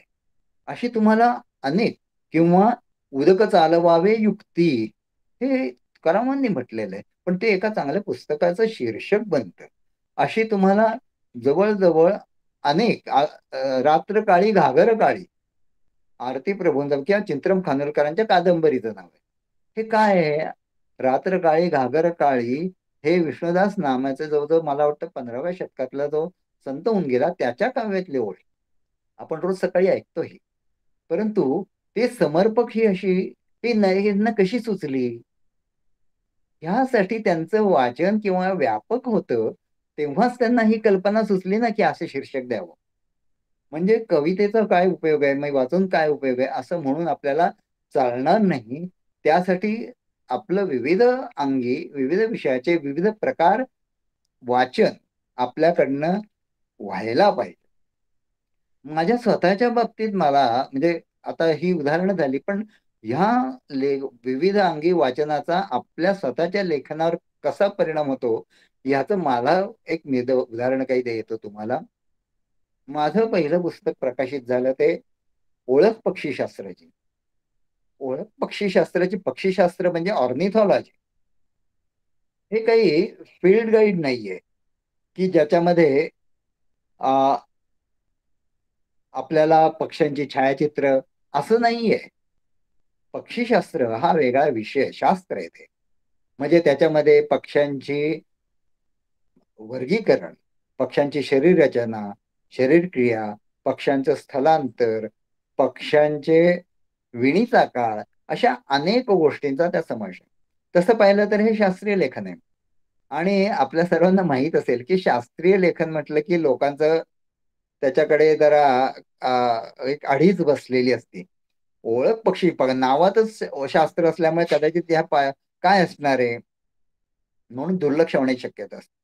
पण त्यासाठी पुस्तक जेव्हा एखादा ग्राहक किंवा वाचक हातात घेतो, चालतो, तेव्हा त्याच्याकडे तो सहज चालता त्याला काही असं आकर्षक त्यात दिसलं, चित्र असेल, छायाचित्र असेल तर गोष्ट वेगळी, पण दुसरं काही दिसलं तर तो लगेच त्याच्याकडे वाचतो तेवढ्यातल्या तेवढ्यात खरेदी करताना. आणि ते त्याला कसं आकर्षित करेल ह्याचा मी विचार केला. आणि मग माझ्या ह्या पुस्तकांमध्ये मी काही अशा चौकटी टाकल्या. ह्या चौकटी बघा कशा आहेत. त्यातली एक अशी आहे की पक्ष्यांचे ठसे. आता पक्ष्यांचे ठसे ह्याच्यात तुम्हाला लक्षात येईल की पक्षी आभाळातनं प्रवास करतात, पण त्याच्या मागे असे कुठे ठसे नसतात. ज्याप्रमाणे गुन्हेगार एखाद्या ठिकाणी चोरी करतो, गुन्हा करतो, त्या ठिकाणी त्याचे काही माग सापडतो का यासाठी त्याचे ठसे आहेत का, हे साठी पोलीस त्याचा शोध घेतात आणि त्याचा माग काढतात. पाणवठ्यावर निरनिराळे पशुपक्षी पाणी प्यायला येतात आणि त्यांच्या पावलांचे ठसे तिथे उमटतात आणि त्याच्यावरनं पाणवठ्यावर कोणते प्राणी येऊन गेले, पाणी पिऊन गेले ते आपण अनुमान काढतो. पण पक्षी स्थलांतर करताना एवढ्या हजारो किलोमीटरचा प्रवास करतात, पण ते आपल्या मागे कुठलेच त्याचे ठसे आकाशावर उमटवत नाही. आणि नेमकी हीच गोष्ट ज्येष्ठ कविवर्य सुधीर मोघे यांना भावली आणि त्यांनी काय लिहिलं, त्यांनी आपल्या कवितेत एका लिहिलेलं आहे की ते म्हणतात आपल्या कवितांना शाश्वत मूल्य आहे का, नसल्यास का नाही याची चिंता मी करत नाही. ते म्हणतात मी तर म्हणतो खुशाल विरुदे हे सर्व, आकाशात शब्द विरतात तसे, कारण पाहिले आहेच का राणी कधी आभाळावर पक्ष्यांचे ठसे. आणि सुधीर मोघ्यांच्या पहिल्या काव्यसंग्रहाचं नाव पक्ष्यांचे ठसे होते. आणि ही जी आहे चौकट मी पक्ष्यांचे ठसे असे म्हणून मी टाकली. ह्याच बरोबर आणखी एक म्हणजे अशा ह्या ज्या असतात ना, हे लोक मुलं चाळत असतात आणि सहज हे त्याच्याबद्दल त्यांची उत्सुकता त्यामुळे चाळवली जाते. असंच एकदा म्हणजे आपल्याला माहिती की चितमपल्लींनी जे अनेक लिहिलेलं आहे निसर्गविषयक लिखाण, त्यात त्यांनी एका ठिकाणी असं लिहिलं की रामदासांनी शिवाजी महाराजांना उरमोडी येथे एक बाग दिली होती. त्या बागेत कोणती झाडं लावायची याची यादी दिलेली आणि त्यामध्ये जवळजवळ 300 वनस्पतींचा उल्लेख आहे. हे वाचल्यानंतर माझ्या मनात आलं की समर्थांनी कधी प्राण्यांच्या बद्दल असंच एखादं काव्य लिहिलंय का. आणि ह्याचा शोध घेतल्यानंतर मला एके ठिकाणी स्फुट काव्य आढळलं. ते असं की परी अंतरात्माची नाना विकारी. आणि ह्याच स्फुट काव्यामध्ये त्यांनी 36 प्रकारचे प्राणी, 44 प्रकारचे पक्षी आणि 24 प्रकारचे कीटक यांची नावं घेतली. म्हणजे 100च्या वर त्यात लिहिली. पण त्याच्यातही गंमत असं की समर्थांचं त्यात जे ज्ञान होतं निसर्ग ज्ञान, त्यात त्यांनी एक ओळ अशी आहे की बहु खेचरे भूचरे कोण जाणे, शहामृगते बाज बहिरी ससाणे. बघा किती छान ओळ आहे. म्हणजे त्यांनी म्हटलंय की जे भूचर म्हणजे जमिनीवर चालणं, शहामृग हा भूचर आहे, शहामृग उडू शकत नाही. आणि बाज किंवा बहिरी ससाणा म्हणजे पेरिग्रन फाल्कन हा जगातील सर्वात वेगाने उड्डाण करणारा पक्षी आहे. तर बहु खेचरे भूचरे कोण जाणे, शहामृग ते बाज बहिरी ससाणे. शहामृग आणि बहिरी ससाणा यामध्ये असंख्य प्रकारचे पक्षी आहेत. हे त्यांनी एका ओळीत आणि ह्याच्यावरनं मी माझी समर्थ आणि पक्षी सृष्टी अशी एक चौकट केली. आणि तुम्हाला अशा अनेक माझ्या ह्या पुस्तकामध्ये जवळजवळ 20 एक चौकटी, अशा 15-20 चौकटी आहेत. गंमत म्हणजे मुंबईमधील एका नामवंत शाळेच्या मुख्याध्यापिकेने मला विचारलं की तुमच्या ह्या चौकटी मुलांसाठी आम्ही जे वार्ताफलक किंवा असतो त्याच्यामध्ये आम्ही मुलांना वाचनासाठी लिहिल्या तर चालतील का, म्हणजे परवानगी द्याल का. म्हणलं जरूर आहे की मुलांपर्यंत जाणं त्यासाठीच तर हा खटाटोप आहे आणि त्याप्रमाणे जाणतात. आणि गंमत सांगायची म्हणजे मला असं वाटतं की हा पक्षीशास्त्रासारखा अत्यंत म्हणजे माहीत नसलेल्या विषयाची या पुस्तकाच्या 3री आवृत्त्या देखील संपत आहे. हे कशामुळे घडलं तर ह्याचा असं मला वाटतं की माझं ह्या केवळ पक्षीशास्त्रावर लिहिलं असतं तर ती शास्त्रीय माहिती म्हणून ठीक झाली असती. परंतु मी हे जे वेगवेगळ्या विषयाचे वाचन केलं आणि त्यात मला ज्या कुठं आढळला त्याच्या ह्या अशा तऱ्हेने छोट्या छोट्या जागेत पेरल्या आकर्षक ठरलं. त्याच्यामुळे केवळ सामान्य माणसालाही त्या अशा वृक्ष विषयात आवड निर्माण झाली किंवा गोडी निर्माण झाली आणि त्याने ते वाचलं, असं प्रामाणिकपणे माझं मत आहे. हीच गोष्ट मला मी जे शब्दांवर लिहिलं, मी जवळजवळ 4 मालिका याच्यावर शब्दसागरातील मोतीमध्ये लिहिल्या होत्या. त्यानंतर आमच्या राजहंस प्रकाशनाचे ग्रंथवेद म्हणून एक गृहपत्रिका होती, त्यामध्ये 3 वर्ष मी शब्द तरंग म्हणून ही मालिका चालवली. शब्दबोध हे 1 वर्ष लोकसत्तेमध्ये सदर प्रकाशित झालं. थिंक महाराष्ट्राच्या वेब पोर्टलवर माझे बरेच. तर ह्या सगळ्या शब्दांच्या मध्ये हे लिखाण करताना माझ्या डोळ्यासमोर जे केवळ शब्द आणि त्याची व्युत्पत्ती असा अर्थ नव्हता, तर शब्द ह्या अनुषंगाने जे वेगवेगळे तरंग माझ्या मनात उत्पन्न झाले, विचार निर्माण झाले, त्याचा मी शब्द किंवा थोड्या लेखात रूपांतर केलं. तर ह्याच्यामध्ये मला देखील तुम्हाला सांगायला आवडेल की ज्ञानेश्वरी किंवा दासबोध, गाथा ह्यांचा देखील त्या शब्दांच्या मध्ये किंवा शब्दलेखनामध्ये मला फार मोठा उपयोग झाला. अगदी एक साधं उदाहरण द्यायचं झालं तर काकतालीय न्याय. आता संस्कृतमध्ये अनेक न्याय आहे ज्याला आपण व्यवहारात आपण वाक्प्रचार म्हणतो तसे हे न्याय आहे. काकतालीय न्याय आपल्या सर्वांना माहिती आहे आणि आपण सर्वजण त्याचा अर्थ कावळा बसायला आणि फांदी तुटायला असा घेतो. परंतु हा तितकासा पटत नाही.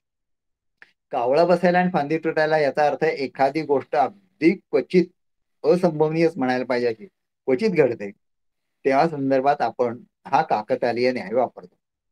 त्याच अर्थाचा गुणाक्षर न्याय म्हणून एक आहे. गुण म्हणजे भुंगा. भुंगा हा बांबू पोखरतो आणि त्या पोखरत्यातून कधी कधी अक्षर निर्मिती होते. तर हा त्याला गुणाक्षर न्याय असं म्हणतात. या दोन्ही न्यायांचे अर्थ एकच की अगदी सती सामाशिक क्वचित क्वचित घडणारी घटना जेव्हा अशी घडते तेव्हा त्याला आपण हे दोन न्याय वापरले जातात. तर ज्ञानेश्वरी वाचत असताना एके ठिकाणी मला अशी एक ओवी आढळली की विपाये गुणाक्षर पडे, टाळीये कावळा सापडे, तैसा तामसा पर्व जोडे तीर्थदेशी. ह्यामध्ये ज्ञानेश्वरांनी तामस व्यक्तीचं वर्णन केलेलं आहे. तर तामस त्याचे जे गुण असतील त्याचं सांगताना त्यांनी जे दृष्टांत दिले त्यामध्ये एक गुणाक्षर विपाये गुणाक्षर पडे असं म्हटलंय. तामस व्यक्तीच्या द्वारे तीर्थदेशामध्ये पर्व काळामध्ये तीर्थदेशात तो असणं ही असंभव गोष्ट नाही. तामस व्यक्ती ह्या तीर्थक्षेत्री जाणारच नाही आणि जेव्हा जाईल तेव्हा पर्व काळ असेल हे तर त्याहून असंभव. ही इतकी असंभवता वर्णन करण्यासाठी जे दोन दृष्टांत दिले त्यातला पहिला गुणाक्षर न्याय आहे आणि दुसरा जो आहे तो काकतालीय न्यायच आहे.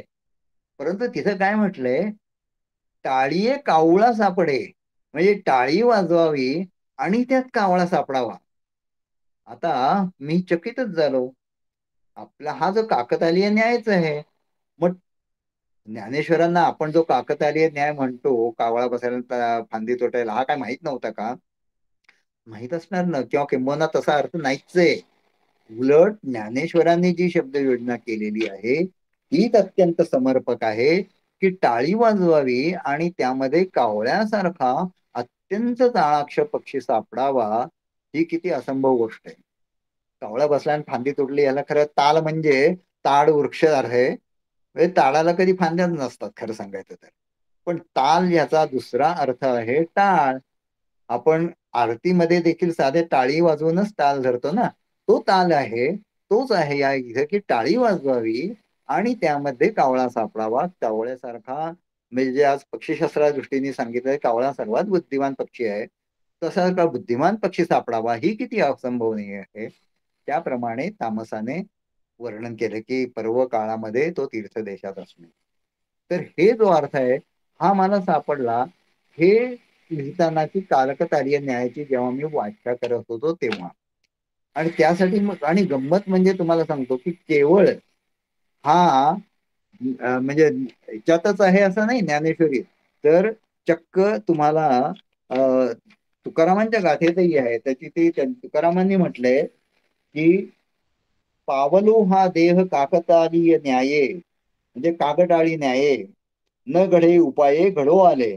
आणि त्याचा अर्थ त्यांनी जोग महाराजांनी असा दिलाय की जसा एकाकी आंधळ्याच्या टाळीमध्ये कावळा सापडावा त्या प्रकारे हा नरदेह आम्हाला प्राप्त झालेला आहे. म्हणजे काकतालीय न्यायाचा आता आपण जो अर्थ किंवा आपण जो वापर करतो कावळा काय कावळा बसायला आणि फांदी हा पूर्णपणे चुकीचा आहे. अर्थात हे कळायला मला हे जे ज्ञानेश्वरी किंवा गाथेचं वाचन होतं हे कारणीभूत आहे. असंच अगदी साध्या साध्या गोष्टी तुम्हाला दिसेल की काही वेळेला आपण शास्त्रीय गोष्टी वाचतो आणि त्याचं मला समजतं आढळला. आपल्याला सर्वांना माहिती की सरड्याची ढाव कुंपणापर्यंत हा कसं उद्गम झाला असेल याचा. जेव्हा याचा मी विचार केला तेव्हा असं लक्षात आलं की सरड्याचं हृदय हे 3 कप्प्याचं असतं. म्हणजे आपल्या हृदय 4 कप्प्याचं असतं पण सरड्याचं हृदय 3 कप्प्याचं असल्यामुळे त्याच्यामुळे शुद्ध आणि अशुद्ध रक्त मिक्स होतं. आपल्याकडे काही माहिती काही जणांना पडद्याला मध्ये खाली छिद्र असेल तर त्यांचं शुद्ध रक्त आणि अशुद्ध रक्त एक मिसळतं आणि त्यामुळे त्यांना दम लागतो. सरड्याचा मुळातच 3 टप्प्याचं हृदय असल्यामुळे त्याच्या शुद्ध आणि शुद्ध रक्त मिसळत असतं आणि त्यामुळे त्याला फार जोरात पळल्यानंतर दम लागतो आणि त्यामुळे त्याला आपण म्हणतो की थोडं आपल्याला रस्त्यावर देखील दिसेल की रस्त्यावर आपण गाडीवरनं जात असतो आणि एकदम सरळा एखादा मध्ये येतो आणि अगदी रस्त्याच्या मध्यभागीच थांबून असा तो मान वर करून बसलेला असतो. का? ही त्याची मर्यादा आहे, ह्याच्या पुढे जाऊ शकत नाही. त्यामुळे एखाद्याच्या व्यक्तीची आपण जेव्हा मर्यादा आपण म्हणतो तेव्हा सरड्याची धाव कुंपणापर्यंत हे जो वापरतो त्याच्या मागे हा शास्त्रीय असा संदर्भ आहे. हे जेव्हा मी पक्ष्या किंवा प्राण्यांचं जेव्हा वाचत होतो तेव्हा जे मला ज्ञान प्राप्त झालं त्याच्यावरनं मी हा अंदाज मागतो. अगदी दुसरं एक असंच उदाहरण आहे ते म्हणजे नक्राश्रू. नक्राश्रू ढाळणे, नक्र म्हणजे सुसर आपल्याला माहितीये आणि सुसरीची असं म्हणजे खोटं रडणं. आता प्रत्येक प्राणी काय खाताना आनंदित होणार, त्याच्या डोळ्यात अश्रू कशाला येतील? त्यामुळे सुसर तर आनंदाने खात असते आणि म्हणून ती खोटं रडण्याचं तिच्या डोळे पाणी जे येतं ते खोटे अश्रू आहेत असं म्हटलं जातं. पण खरंच सुसरीच्या डोळ्यामध्ये असे अश्रू येतात का?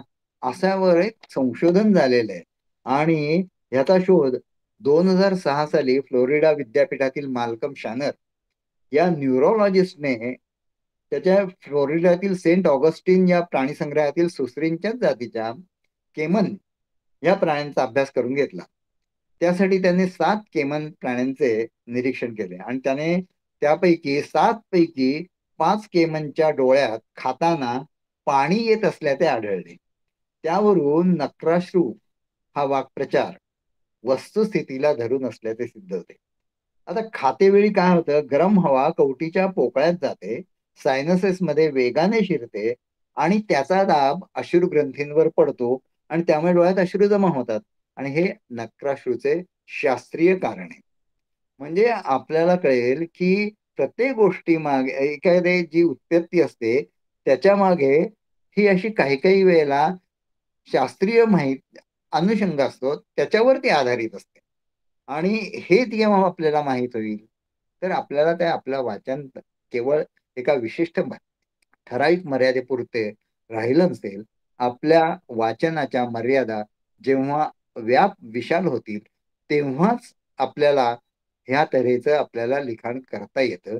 असं माझं लिखाण काही फार उच्च दर्जाचं असं मला अजिबात म्हणायचं नाहीये, कृपया गैरसमज करू नका.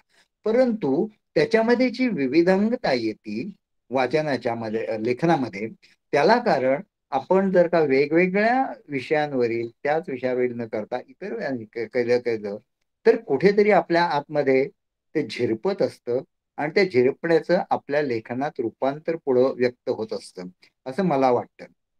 आणि त्यासाठी आपण ज्या म्हणतो की वाचन आणि वाचनाची अभिरुची, तर ह्या अभिरुची हा आपल्याला अशा तऱ्हेने बघायचंय की केवळ आपली वाचनाची मर्यादा विशिष्ट वर्गापुरती किंवा विशिष्ट प्रकारापुरती, विशिष्ट लेखकापुरती, विशिष्ट भाषेपुरती अशी न राहता चौफेर झाली तर ते आपल्याला अधिक या दृष्टीने आपल्याला एक भारतीय विद्याभवन जे कन्हैयालाल मुंशींनी गांधीजींच्या प्रभावाखाली जी संस्था सुरू केली त्या भारतीय विद्याभवनचं जे बोधवाक्य आहे त्याची मला इथं आठवण होतो.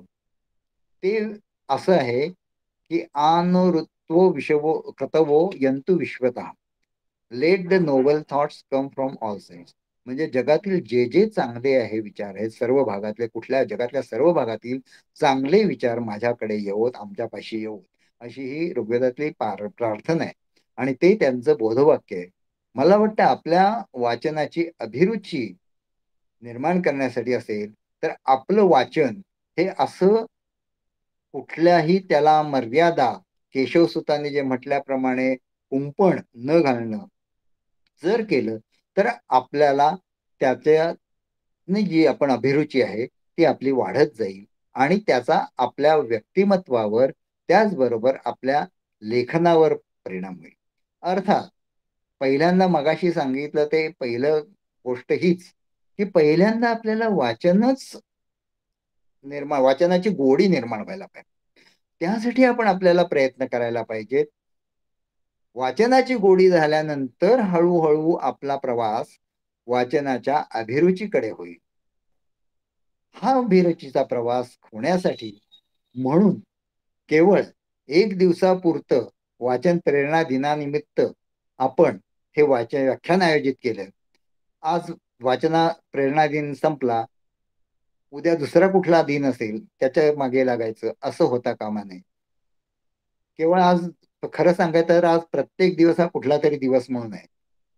जरा तुम्ही लिस्ट बघाल पर्यावरणाची असतील, कुठल्या वेगवेगळ्या कौटुंबिक असेल, अनेक जवळजवळ प्रत्येक दिवस हा कुठला ना कुठला तरी दिवस असतो. आरोग्य संबंधी असेल, मग तंबाखू कर्कविरोध असेल, मद्यपान विरोधी असेल, प्रत्येक दिवस हा कुठला ना कुठला तरी दिवस असतो.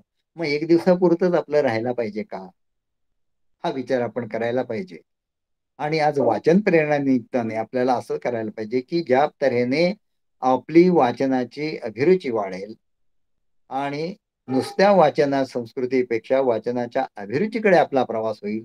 आपलं वाचन सर्वव्यापी कसं होईल ह्या दृष्टीने जर का आपण केला प्रयत्न, आपल्या विद्यार्थ्यांचा हा प्रस्ताव केला, त्या दृष्टीने जर का आपण आपल्या महाविद्यालयांमध्ये वेगवेगळ्या दर आठवड्यात पूर्वी असायचेच, हल्ली किती होतात माहित नाही, परंतु अशा आपण जेव्हा निर्णय लेखकांचे आत्मचरित्र वगैरे वाचतो तेव्हा सांगायचे की डिबेट असायची आमच्या शाळे कॉलेजमध्ये महाविद्यालयामध्ये, म्हणजे एक सभा असते त्यांची किंवा एक विभाग, आणि दर महिन्याला किंवा दर रविवारी विविध विषयांवर चर्चासत्र वगैरे विद्यार्थ्यांचं. आज ह्या तऱ्हेची चर्चासत्र किंवा असतात की नाही याची मला त्या मानाने कल्पना आहे, पण कदाचित कमी होत असतील.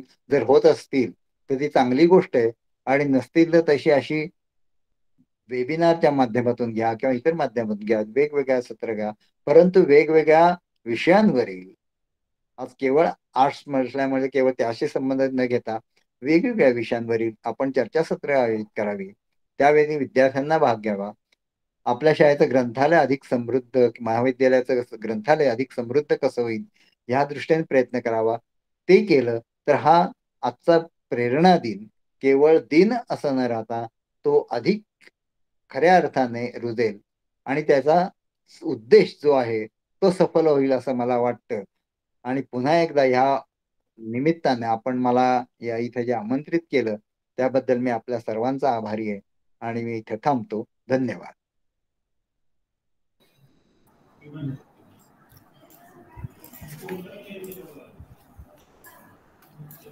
धन्यवाद करंबेळकर सर. गेली तासभर सगळ्या श्रोत्यांना आपण मंत्रमुग्ध केलेलं आहे, अक्षरशः मंत्रमुग्ध केलेलं आहे. तांत्रिक अडचण थोडा वेळ आलेली होती, आपल्याकडून एक 4-5 मिनिटं आपला संवाद तुटलेला होता, पण अगदी तुमच्या पहिल्या शब्दापासून तुम्ही सांगितलं की आपण या ऑनलाईन वेबिनारला जाल संवाद असं नाव द्यावं. तिथून तुम्ही जी पकड घेतली श्रोत्यांच्या मनाची ती तुमचं व्याख्यान संपेपर्यंत तशीच कायम होती, हे इथं मी आवर्जून सांगेन.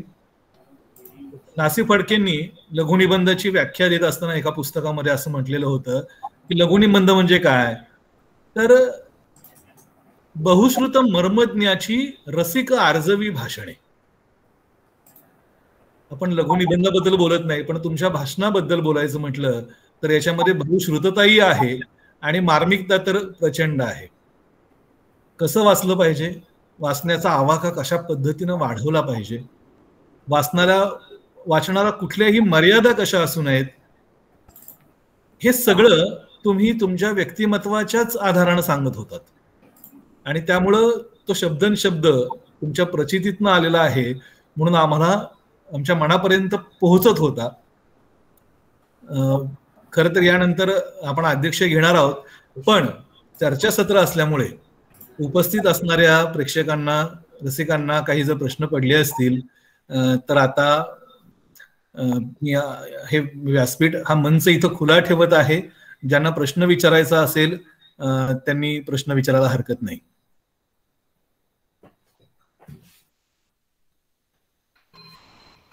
हॅलो.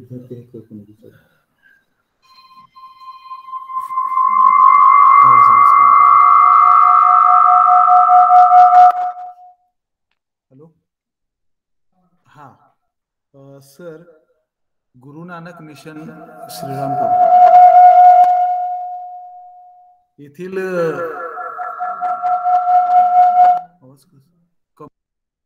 मॅडम जे आहेत, कमलजीत कौर मॅडम, यांनी आपल्याबद्दल आम्हाला असं सांगितलं की सर हे क्लासमेट आहेत आमचे आणि ते साहित्यिक,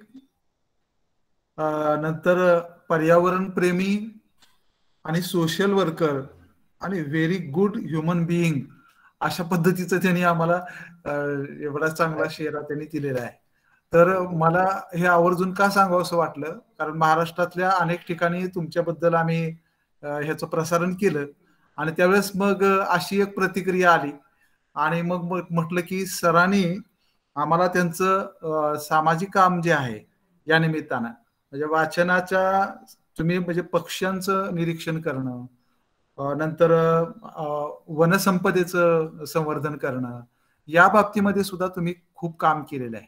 आणि जसं की हे ह्या पद्धतीनं वाचन सुरू असतं, त्याच पद्धतीनं पर्यावरणाच्या संदर्भात तुम्ही जे जे काही करताय ते थोडं आम्हाला कळावं ह्या निमित्तानं.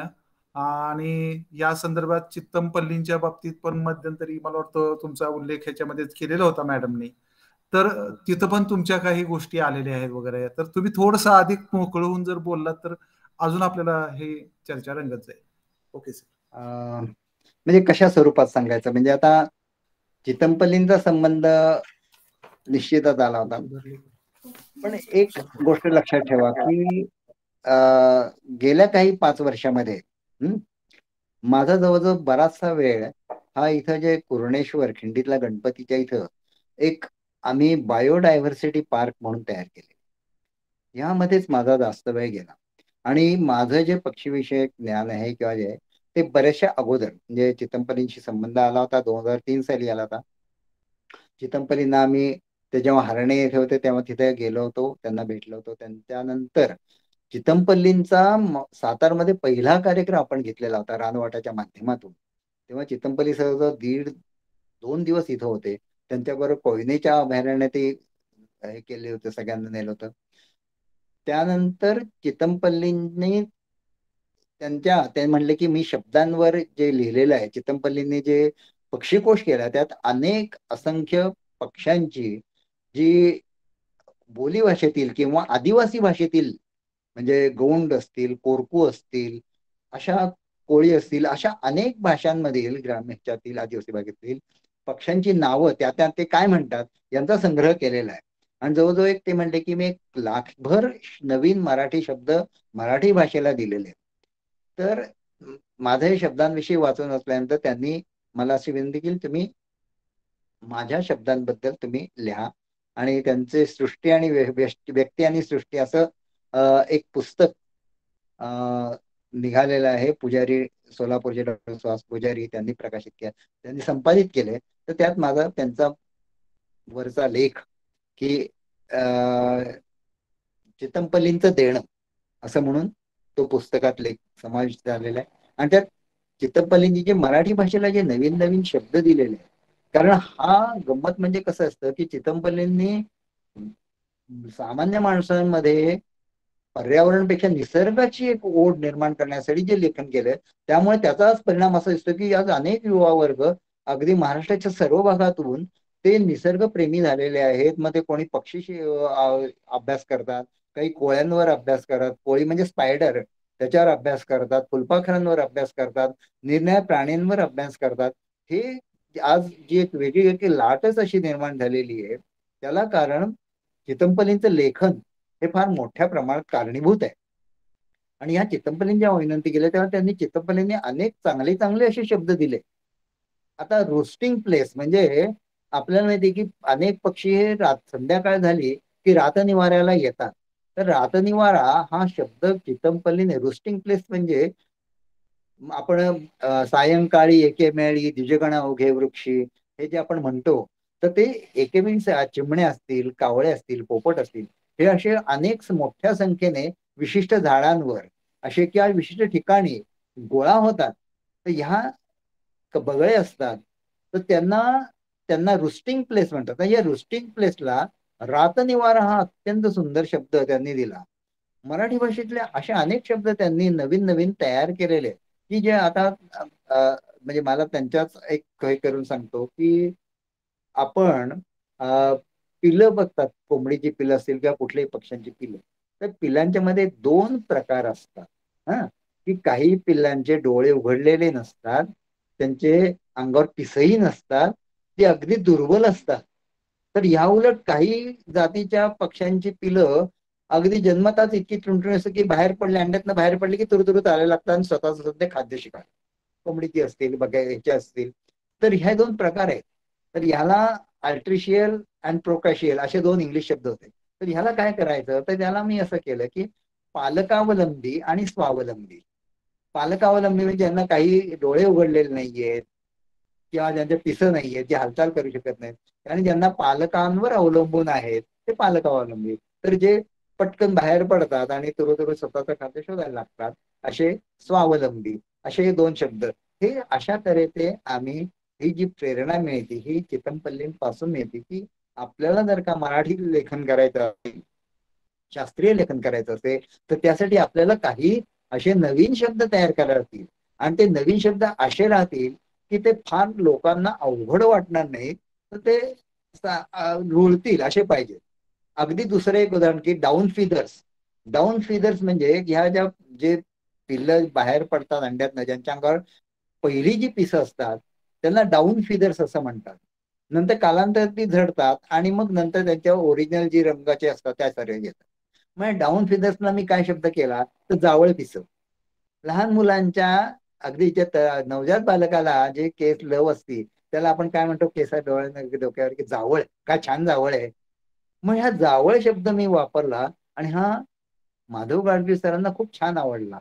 आता माधव गाडगीळ सरांचे एवढे मोठे शास्त्रज्ञ, त्यांनी देखील म्हणले की हा छान शब्द आहे आणि हा शब्द आता बऱ्याच अर्थाने सगळ्या मराठीमध्ये हा तर रूढ झालेला आहे. जाऊन फिरायसाठी जावळ पिस. तर ही जी प्रेरणा आहे ही आम्हाला चितमपल्लींपासून मिळाली असं मी म्हणतो. की त्यांनी ही आपल्याला एक मार्ग दाखवला की असं लेखन करताना तुम्ही अशा तऱ्हे ते करा. त्यांनी जायंट स्पायडरला, जायंट म्हणजे राक्षस असं केलं तर चुकीचं आहे. शब्दशः तो बरोबर आहे, पण राक्षस म्हणलं की जरा भीती निर्माण होती. त्यांनी काय की शब्द केला की देवकोळी. देवकोळी म्हणजे जायंट स्पायडर. आता देव म्हटल्यानंतर आपल्याकडे एक अशी छान मोठी अशी प्रतिमा, देव म्हणजे सर्व. तर कोळी हा कसा, हा स्पायडर म्हणजे एवढा मोठा कोळी असतो, म्हणून त्याला त्यांनी जायंट स्पायडरला देवकोळी हा चांगला शब्द मराठीत लोक आणि हीच ते आहे. या तऱ्हेने अशा तऱ्हेने केलं तर ते लोकांना आवडतील आणि ते लोकांच्या मनात रुजतील. ही जी आहे ही चितमपल्लीने दिली. हा मला सांगण्याचा उद्देश हा होता की अशापासून प्रेरणा घेऊन आपण त्या दृष्टीने मार्गक्रमण करू शकतो, लेखन करू शकतो. दुसरं तुम्हाला मग जर सांगायचं असेल तर मग असं काय की विज्ञान, आम्ही आता जो बायोडायव्हर्सिटी पार्क केला यामध्ये अत्यंत म्हणजे पश्चिम घाटामधले अत्यंत दुर्मिळ असे वृक्ष की ज्यांची केवळ आपण नावं ऐकलेली आहेत, अशी या ठिकाणी आपण जवळजवळ 200 ते 250 वृक्ष आपण त्या तिथे लावले आहेत आणि आज ते मोठे चांगले वृक्ष म्हणण्यास पात्र ठरतील. म्हणजे साधारणतः 10-15 फुट उंच झाले की त्याला आपण वृक्ष म्हणतो, बाकी त्यांना आपण रोप म्हणतो. पण असे वृक्ष झालेले आहेत आणि त्याच्यामध्ये अत्यंत दुर्मिळ असे आहेत की साल, शोलिया रोबस्टा हे अत्यंत म्हणजे त्यामध्ये आढळणार आहे, ते आपल्या ठिकाणी चांगल्या तऱ्हेने वाढलेलं आहे. कृष्णागरू, कृष्णागरू हे झाड म्हणजे आसामचं राज्यवृक्ष आहे. इतक्या ह्याच्या म्हणजे त्या हवामानात वाढणार वृक्ष हो आपल्या इथं वाढलेला आहे. अर्जुन असतं, अर्जुन आपण नुसतं ऐकून नसतो, आयुर्वेदात आहे, पण अर्जुनाचे वृक्ष आपल्या इथे आहेत. अशा तऱ्हेच्या अनेक वृक्ष त्या ठिकाणी आपण लावलेले आहेत आणि ते आज त्याचं रविवारीच त्याचा एका वाघाचा लोकार्पण सोहळा साजरा केला. हे आपण लोकांसाठी ते खुलं केलेलं आहे. असे 4 विभाग आहेत. त्यात नक्षत्रवन आहे. नक्षत्रवनाचे प्रत्येक वृक्ष म्हणजे प्रत्येक माणसाचं एक जन्म नक्षत्र असतं आणि त्या जन्म नक्षत्राचा एक वृक्ष असतो, त्या एक वनस्पती असते. जर त्या व्यक्तीने त्या वनस्पती त्याचं जे जन्म नक्षत्र आहे त्याच्या सान्निध्यात उपासना केली तर त्याला काही शांती मिळते असं सांगितलं जातं. त्याचबरोबर त्याला व्यक्तीला होणारे जे आजार असतात त्याला ती वनस्पती उपयोगी पडते असंही काही ठिकाणी आढळलेलं आहे. तर अशा 27 नक्षत्रांच्या ज्या 27 वनस्पती आहेत त्याचं नाही नक्षत्रवन तिथे केलेलं आहे आणि गेले 5-6 वर्ष तिथंच राहायला तो कार्यक्रम असल्यामुळे माझा पक्षी निरीक्षणाकडे किंवा थोडस दुर्लक्ष झालेलं आहे. परंतु आता जास्त करून मी वनस्पतींच्या सान्निध्यात आहे किंवा असं म्हणतो की मी आता जास्त करून म्हणतो की आताशा मी माणसांपेक्षा झाडातच जास्त रमतो. माणसांपेक्षा झाडं बरी असतात, माणसांपेक्षा झाडं खरी असतात, म्हणून मी माणसातच जास्त रमतो, झाडातच जास्त रमतो. वा वा, छान.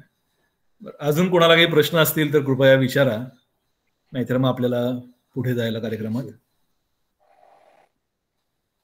कोणी विचारू इच्छित आहे का?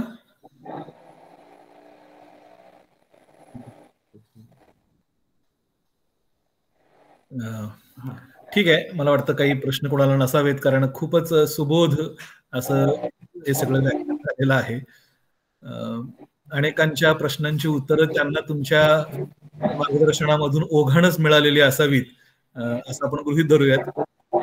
आपण 1-2 जे मुद्दे उपस्थित केलेले होते की पालकांनी आणि शिक्षकांनी सुद्धा खरं तर हा आग्रह धरला पाहिजे, आपल्या पाल्याला, आपल्या विद्यार्थ्याला तो किती पुस्तकं वाचतो किंवा त्याला ती उपलब्ध होतात का.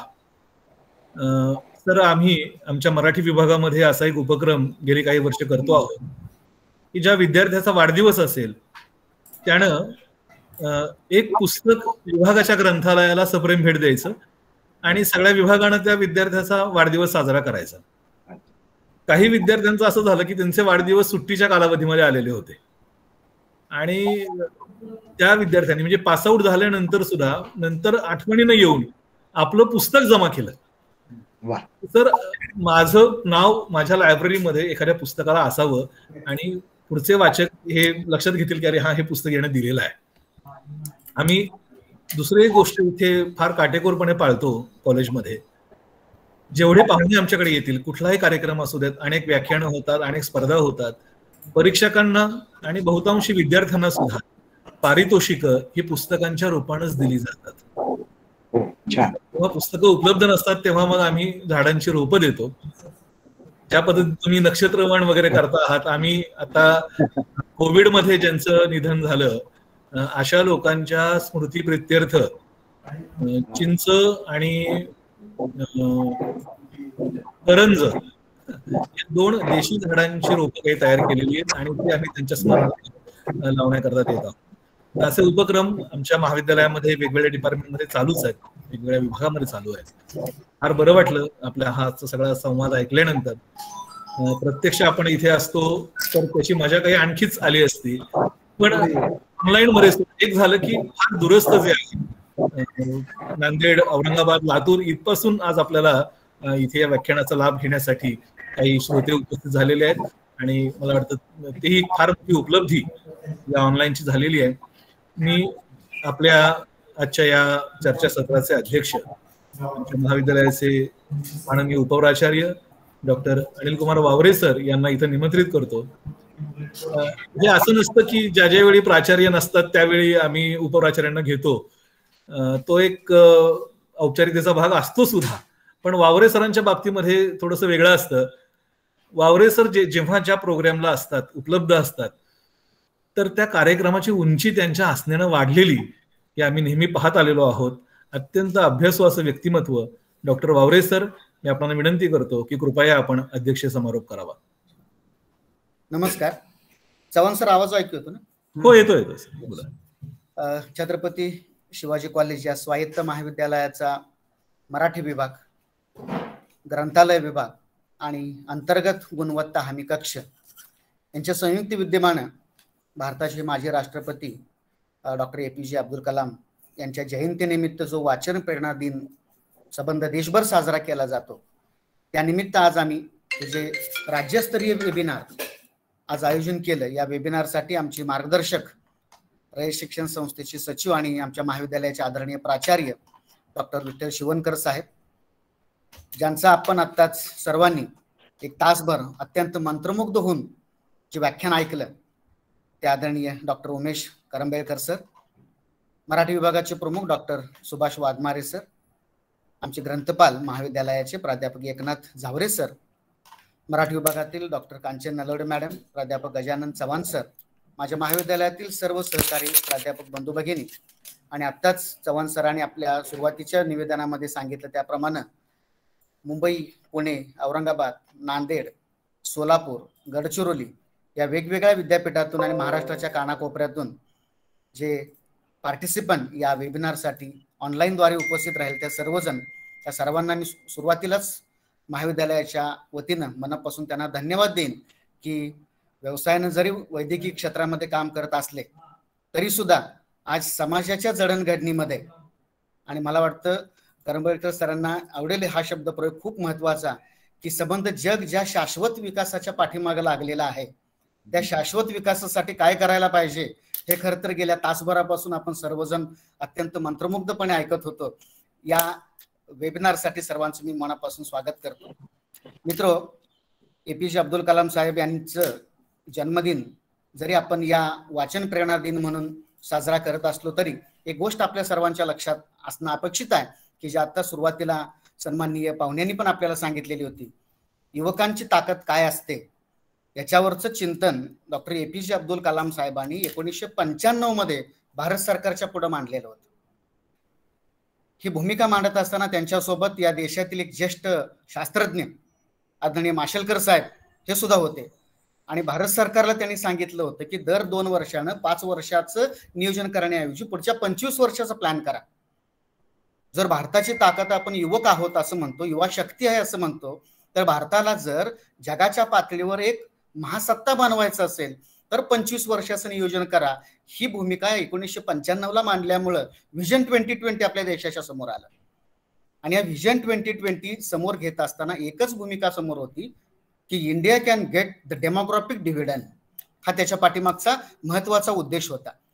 ह्या डेमोग्राफिक डिव्हिडंडवर बोलत असताना आता आपण एका गोष्टीची खूप अत्यंत मनापासून आठवण करून दिली की फुलेंनी वाचनाच्या अनुषंगाने केलेलं काम, डॉक्टर बाबासाहेब आंबेडकरांनी वाचाल तर वाचाल ही मांडलेली भूमिका, याच्यासोबत मी आवर्जून सांगू इच्छितो की रयत शिक्षण संस्थेचे संस्थापक आदरणीय कर्मवीर भाऊराव पाटील यांनी सुद्धा हीच शिकवण या समाजाला दिली की जर आपण शिकलो तरच आपल्या देशाचं, आपलं संबंध व्यवस्थेचं भवितव्य त्याच्यामध्ये आहे. ही बाब कर्मवीर अण्णांनी सुद्धा पुढे मांडलेली होती. कारण आपल्याला माहिती आहे की वाचनामुळेच आपल्या ज्ञानात भर पडते. सर आपण सांगितलं त्याप्रमाणे सत्य आणि असत्य, योग्य आणि अयोग्य काय आहे हे सुद्धा वाचनामुळेच आपल्याला लक्षात येतं. मानवाला प्रगल्भता येते, मानवाची एकाग्रता सुद्धा मला वाटतं वाचनामुळं वाढण्यासाठी त्याचा फायदा होतो. ज्या जागतिकीकरणाचा साहेब आपण आता उल्लेख केलात, त्या जागतिकीकरणानंतरची जी सगळी सामाजिक उलथापालथ आहे किंवा विकासाची जी परिभाषा आहे ती विकासाची परिभाषा पूर्णपणे बदललेली आहे. खरं तर आज अनेक शास्त्रज्ञांच्या मध्ये ज्यांनी नवनवे शोध लावले, नवनवीन बाबी या समाजाच्या विकासासाठी उपलब्ध करून दिल्या, त्यांच्या समोर आता चिंतेचा प्रश्न असा पुढे आलाय की या शोधांमुळे, या सगळ्या सामाजिक उलथापालथीमुळे जर मानवच नष्ट होणार असेल तर याला नेमका कसला विकास म्हणायचा? की ज्या विकासातून मानव नष्ट होत असेल, अर्थशास्त्र माझा विषय असल्यामुळे कदाचित मी हा शब्दप्रयोग सांगेन की या विकासाला फेसलेस डेव्हलपमेंट म्हटलं जातं. चेहरा नसलेला विकास. मग चेहरा नसलेला विकास आपल्याला हवा आहे का, याचं सुद्धा चिंतन आज करण्याची आवश्यकता आहे. आपलं लिव्हिंग स्टँडर्ड वाढलं, मनोरंजनाची साधनांची विपुलता वाढली, सोशल मीडिया तर आपल्या एका क्षणामध्ये आपण गोष्टी या ठिकाणाहून त्या ठिकाणी पाठवायला लागलो. याचा जो परिणाम या वाचन संस्कृतीवर झाला ते अत्यंत विघातक परिणाम याच्यावर झाला असं म्हणावंसं वाटतं. आज जर आपण बघितलं तर सध्याची जी सोशल मीडिया आहे याच्यावरची जी माहिती आहे किंवा त्याच्यावरचं ज्ञान आहे, अनेकदा अपुऱ्या माहितीमुळं किंवा अपुऱ्या ज्ञानामुळं आपण ते ज्ञान वेगवेगळ्या ठिकाणी देण्याचा प्रयत्न करतो आणि त्याच्यातून ज्ञानाची देवाणघेवाण होण्याऐवजी मला वाटतं अनेकदा सामाजिक प्रश्न निर्माण होतात. याच्यातून अनेकदा गुन्हेगारी स्वरूपाच्या कृत्ये घडलेले आपण पाहिलेले आहेत, आणि याला आपण म्हणाला त्याप्रमाणे आपण स्वतः जबाबदार आहोत. जर आपले पाल्य आपल्याला घडवण्यासाठी जर आपल्याला त्यांच्याकडे लक्ष देता येत नसेल, आपण जर योग्य पद्धतीने त्यांना वाचनाचं महत्त्व पटवून देऊ शकत नसेल तर इतरांना दोष देण्याऐवजी आपण आत्मचिंतन केलं गेलं पाहिजे. हे खरं तर आज आपल्या भाषणामधून आम्हाला आपण खूप चांगला संदेश दिलेला आहे. आपल्या सर्वांना माहिती आहे की पूर्वी शाळेमधून आपल्याला गोष्टीची पुस्तकं असतील, विज्ञानाची पुस्तकं होती, काही शोध असतील, चरित्र असतील, प्रवास वर्णन असतील, महामानवांची चरित्र असतील, ही पुस्तकं दिली जायची, त्याच्या नोंदी असायच्या.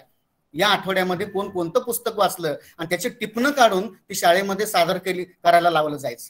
खरं तर या गोष्टी आता हळूहळू मागं पडायला लागलेल्या आहेत. आज खरं तर वाचनाच्या बाबतीमध्ये विद्यार्थ्याला नेमकं हे कळत नाही की मी एक्झाम देण्यासाठी वाचायचं आहे का मला ज्ञान मिळवण्यासाठी वाचायचं आहे.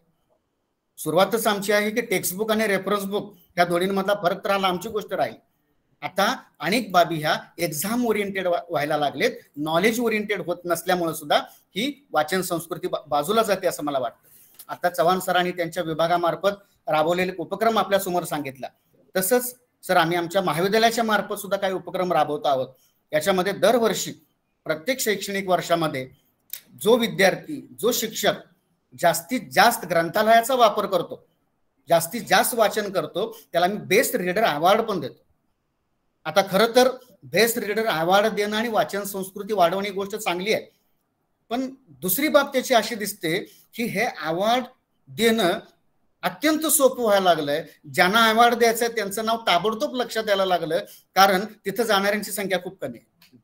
त्यामुळं त्याच्यामधून जो विनर आहे ते शोधणं खूप सोपं व्हायला लागलंय. हे व्हायला नको आहे. खरं तर विनर शोधणं याच्यासाठी सुद्धा खूप वाचन करायला लागायला पाहिजे. अशी परिस्थिती जेव्हा निर्माण होईल तेव्हा खऱ्या अर्थानं वाचन संस्कृती ही अत्यंत वेगानं विकसित होते असं मला म्हणावंसं वाटेल.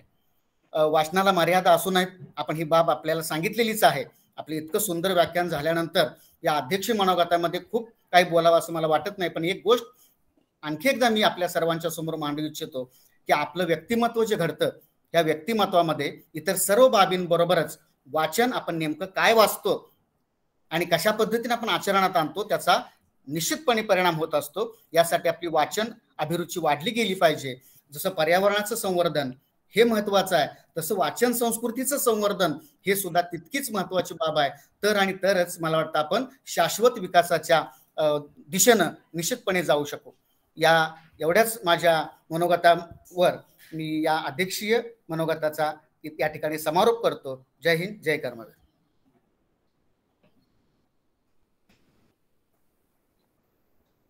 धन्यवाद डॉक्टर वावरे सर. यानंतर आपल्या चर्चासत्राचे औपचारिक आभार मानत आहेत आमच्या ग्रंथालय विभागाचे प्रमुख माननीय ग्रंथपाल प्राध्यापक एकनाथ झावरे सर. मी झावरे सरांना विनंती करतो की आपण आभार मानावेत. नमस्कार. 15 ऑक्टोबर यावेळेस सुट्टीच्या दिवशी आल्यामुळं आपण डॉक्टर APJ अब्दुल कलाम यांचा जन्मदिवस हा आज 20 ऑक्टोबर या दिवशी वाचन प्रेरणा दिन म्हणून साजरा करत आहोत.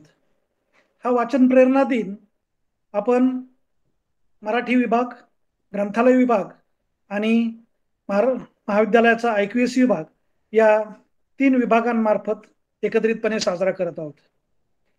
खरं तर गेले 1.5 तास, तसं म्हणायला गेलं तर 2 तास आपण अतिशय मंत्रमुग्ध होऊन डॉक्टर करंबळकर सरांचं व्याख्यान जे ऐकलंय ते व्याख्यान ऐकल्यानंतर आभाराचा कार्यक्रम आणि त्याच्यातलं बोलणं हे ऐकण्याच्या मनस्थितीमध्ये आपण नसणार आहोत. तरीही एक औपचारिकतेचा भाग म्हणून मी आपल्या सर्वांचे आभार मानत आहे. मी सर्वात प्रथम आभार मानतोय आपल्या महाविद्यालयाचे प्राचार्य आणि आपल्या संस्थेचे सचिव शिवणकर साहेबांचे, ज्यांनी हा कार्यक्रम आयोजित करण्यासाठी आपल्याला प्रेरणा दिली, प्रोत्साहन दिलं. शिवणकर साहेबांनी आपल्याला हा कार्यक्रम आयोजित करण्यासाठी जे मार्गदर्शन केलं त्याबद्दल आपल्या 3ही विभागांतर्फे मी साहेबांचे आभार मानतो. मी आभार मानतो डॉक्टर उमेश करंबळकर सरांचे. खरं तर डॉक्टर, मला अगोदर वाटलं होतं की डॉक्टर हे कदाचित लिटररी डॉक्टर असतील, पण ते पेशाने वैद्यकीय डॉक्टर आहेत. परंतु वैद्यकीय डॉक्टर असण्यापेक्षा ते एक पर्यावरण तज्ज्ञ, एक ऑर्निथॉलॉजिस्ट म्हणजे पक्षी निरीक्षक, पक्षी शास्त्रज्ञ जास्त वाटले मला. आणि खरंच म्हणजे त्यांचं पक्ष्यांवरचं जे ज्ञान आहे किंवा पर्यावरण विषयाचं ज्ञान आहे, त्याच्यावरती त्यांनी केलेला जो अभ्यास आहे, त्यांच्या एका एका शब्दामधून तो अभ्यास आपल्याला ऐकायला मिळत होता. म्हणजे मराठीमध्ये ज्या काही म्हणी निर्माण झालेत, म्हणजे सरड्याची धाव कोकणापर्यंत किंवा नरकासुर डाळणे, हे कशामुळे निर्माण झालं याचं जे विवेचन सरांनी केलेलं आहे, ते त्यांच्या अभ्यासातून किंवा त्यांच्या वाचनातून आपल्या सर्वांच्या निदर्शनास आलं असेल. सरांनी गेले 1.5 ते पावणे 2 तास आपणा सर्वांना अतिशय मंत्रमुग्ध केलं त्यांच्या विचारांनी. त्यांनी त्यांचे विचार हे अशी अतिशय सुस्पष्ट शब्दामध्ये, म्हणजे कुणाला प्रश्न पडणार नाहीत अशा सुस्पष्ट शब्दामध्ये मांडल्यामुळं प्रश्नोत्तराचा तास आपल्याला थोडक्यामध्ये आवरावा लागला. याच्यातच त्यांच्या व्याख्यानाचं खरं तर यश दडलेलं आहे असं मला वाटतं. मी आभार मानतो महाविद्यालयाचे उपप्राचार्य आणि या कार्यक्रमाचे अध्यक्ष अनिल कुमार वावरे सर यांचं. अनिल कुमार वावरे सर कायमच आपल्याला अर्थशास्त्रीय भाषणातून किंवा अर्थशास्त्रीय विचारातून या गोष्टींचं महत्त्व पटवून देत असतात. तसंच त्यांनी सांगितलं की फेसलेस डेव्हलपमेंट आपलं जे चालू आहे, ते फेसलेस डेव्हलपमेंट हे आपल्या जगाला कुठल्या दिशेनं घेऊन जाणार आहे. म्हणजे आपण जरी वाचन प्रेरणा दिनाचा आणि या जागतिकीकरणातून ह्या वाचनाचा जो काही इफेक्ट त्याच्यावर झालेला आहे याचा विचार करत असू, तरी पण जर हा वाचकच शिल्लक राहणार नसेल तर ही डेव्हलपमेंट आणि ही वाचन प्रेरणा कुठपर्यंत जाणार आहे हे त्यांच्या भाषणातून आपल्याला ऐकायला मिळालेलं आहे. मी वावरे सरांचे आभार मानतो. मी दुसरे 2 उपप्राचार्य रोशनारा शेख मॅडम आणि रामराजे माने देशमुख सर यांचेही या कार्यक्रमाला उपस्थिती लावली त्याबद्दल त्यांचे आभार मानतो. हा कार्यक्रम यशस्वी होण्यासाठी मराठी विभागाचे प्रमुख Subhash Waghmare sir, doctor Subhash Waghmare sir यांनी अतिशय कष्ट घेतले. त्याबद्दल खरं तर हे स्वतःचेच आभार मानल्यासारखं होईल, कारण ते एक होस्ट आहेत या कार्यक्रमाचे. तरीही पण त्यांचे आभार मानणं हे गरजेचं आहे, कारण त्यांनी त्याच्यासाठी प्रयत्न केलेले आहेत. त्यानंतर या कार्यक्रमाचं जे मंत्रमुग्ध करणारं असं सूत्रसंचालन आहे, गोड आवाजामध्ये जे सूत्रसंचालन आमचे मित्र गजानन चव्हाण या सरांनी केलेलं आहे, गजानन चव्हाण सरांचेही मी आभार मानतो. त्याच्यानंतर कांचन नलावडे मॅडमचे आभार मानतो. आणि या कार्यक्रमाला सर्व विद्यापीठांमधून, म्हणजे पुणे विद्यापीठ असेल, मुंबई विद्यापीठ असेल, बामू असेल, शिवाजी विद्यापीठ असेल किंवा गोंडवाना विद्यापीठ असेल, अमरावतीचं विद्यापीठ असेल, या सगळ्या विद्यापीठांमधून जे प्रतिनिधी आपल्याला हजर राहिले, त्यांनी या कार्यक्रमाचा आस्वाद घेतला. या सर्वांचे मी आपल्या महाविद्यालयातर्फे आभार मानतो. या कार्यक्रमामध्ये जे सर्व सहभागी झाले, आपले शिक्षक आणि शिक्षकेतर सेवक, या सर्वांचे आभार मानतो आणि सूत्र मी चव्हाण सरांकडे सोपवतो. धन्यवाद. धन्यवाद वावरे सर. कार्यक्रम संपत असतानाच मॉरिशसहून आमचे ज्येष्ठ मित्र डॉक्टर बिदन आबा सुद्धा या चर्चासत्राला जॉईन झालेले आहेत आणि या राज्यस्तरीय चर्चासत्राचं आंतरराष्ट्रीय चर्चासत्र झालं त्यांच्या निमित्तानं. तर बिदन आबांचे सुद्धा विशेष आभार. येत नाही याच्यावरती, ठीक आहे. अध्यक्षांच्या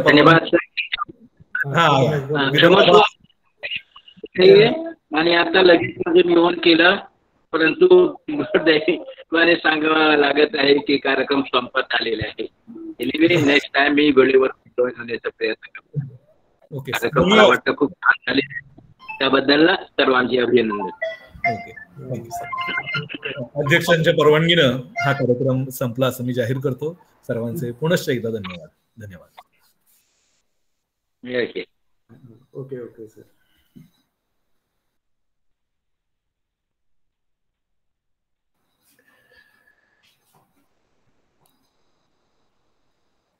गेले गेले जाऊ देता.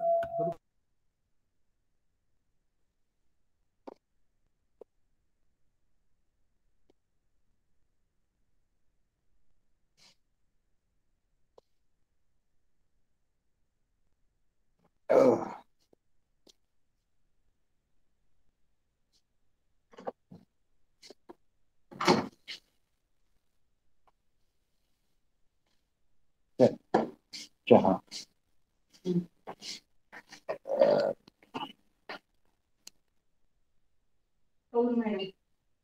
काय हा म्हणजे ही शमी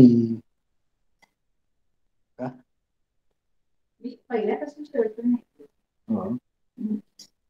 रेकॉर्ड केलं नाही ते त्यांनी केलेलं असतं ना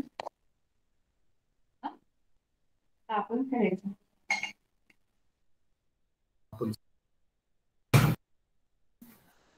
हा संपूर्ण कार्यक्रम रेकॉर्ड झालेला आहे. आपल्याला हवा असेल तर आम्ही रेकॉर्डिंग पाठवू शकतो याचं. युट्यूबला प्रसारित करू. चालेल. मी ते ह्याला होतो ना कोल्हापूरला. तर तुम्हाला कोणाशी बोलायचंय? बाकीच्या लोकांशी आहेत बरेच जण. संभाजी गावडे, शुभम नायकवडी, मकरंद छापचिडी. नाही मी फोन करेन त्यांना. काही महत्वाचे लोक आहेत त्यांना इथं आता नको बोलायला त्यांना. फोन करून मी बोलतो. रेकॉर्डिंग स्टॉप झाल्याशिवाय लिहू करा.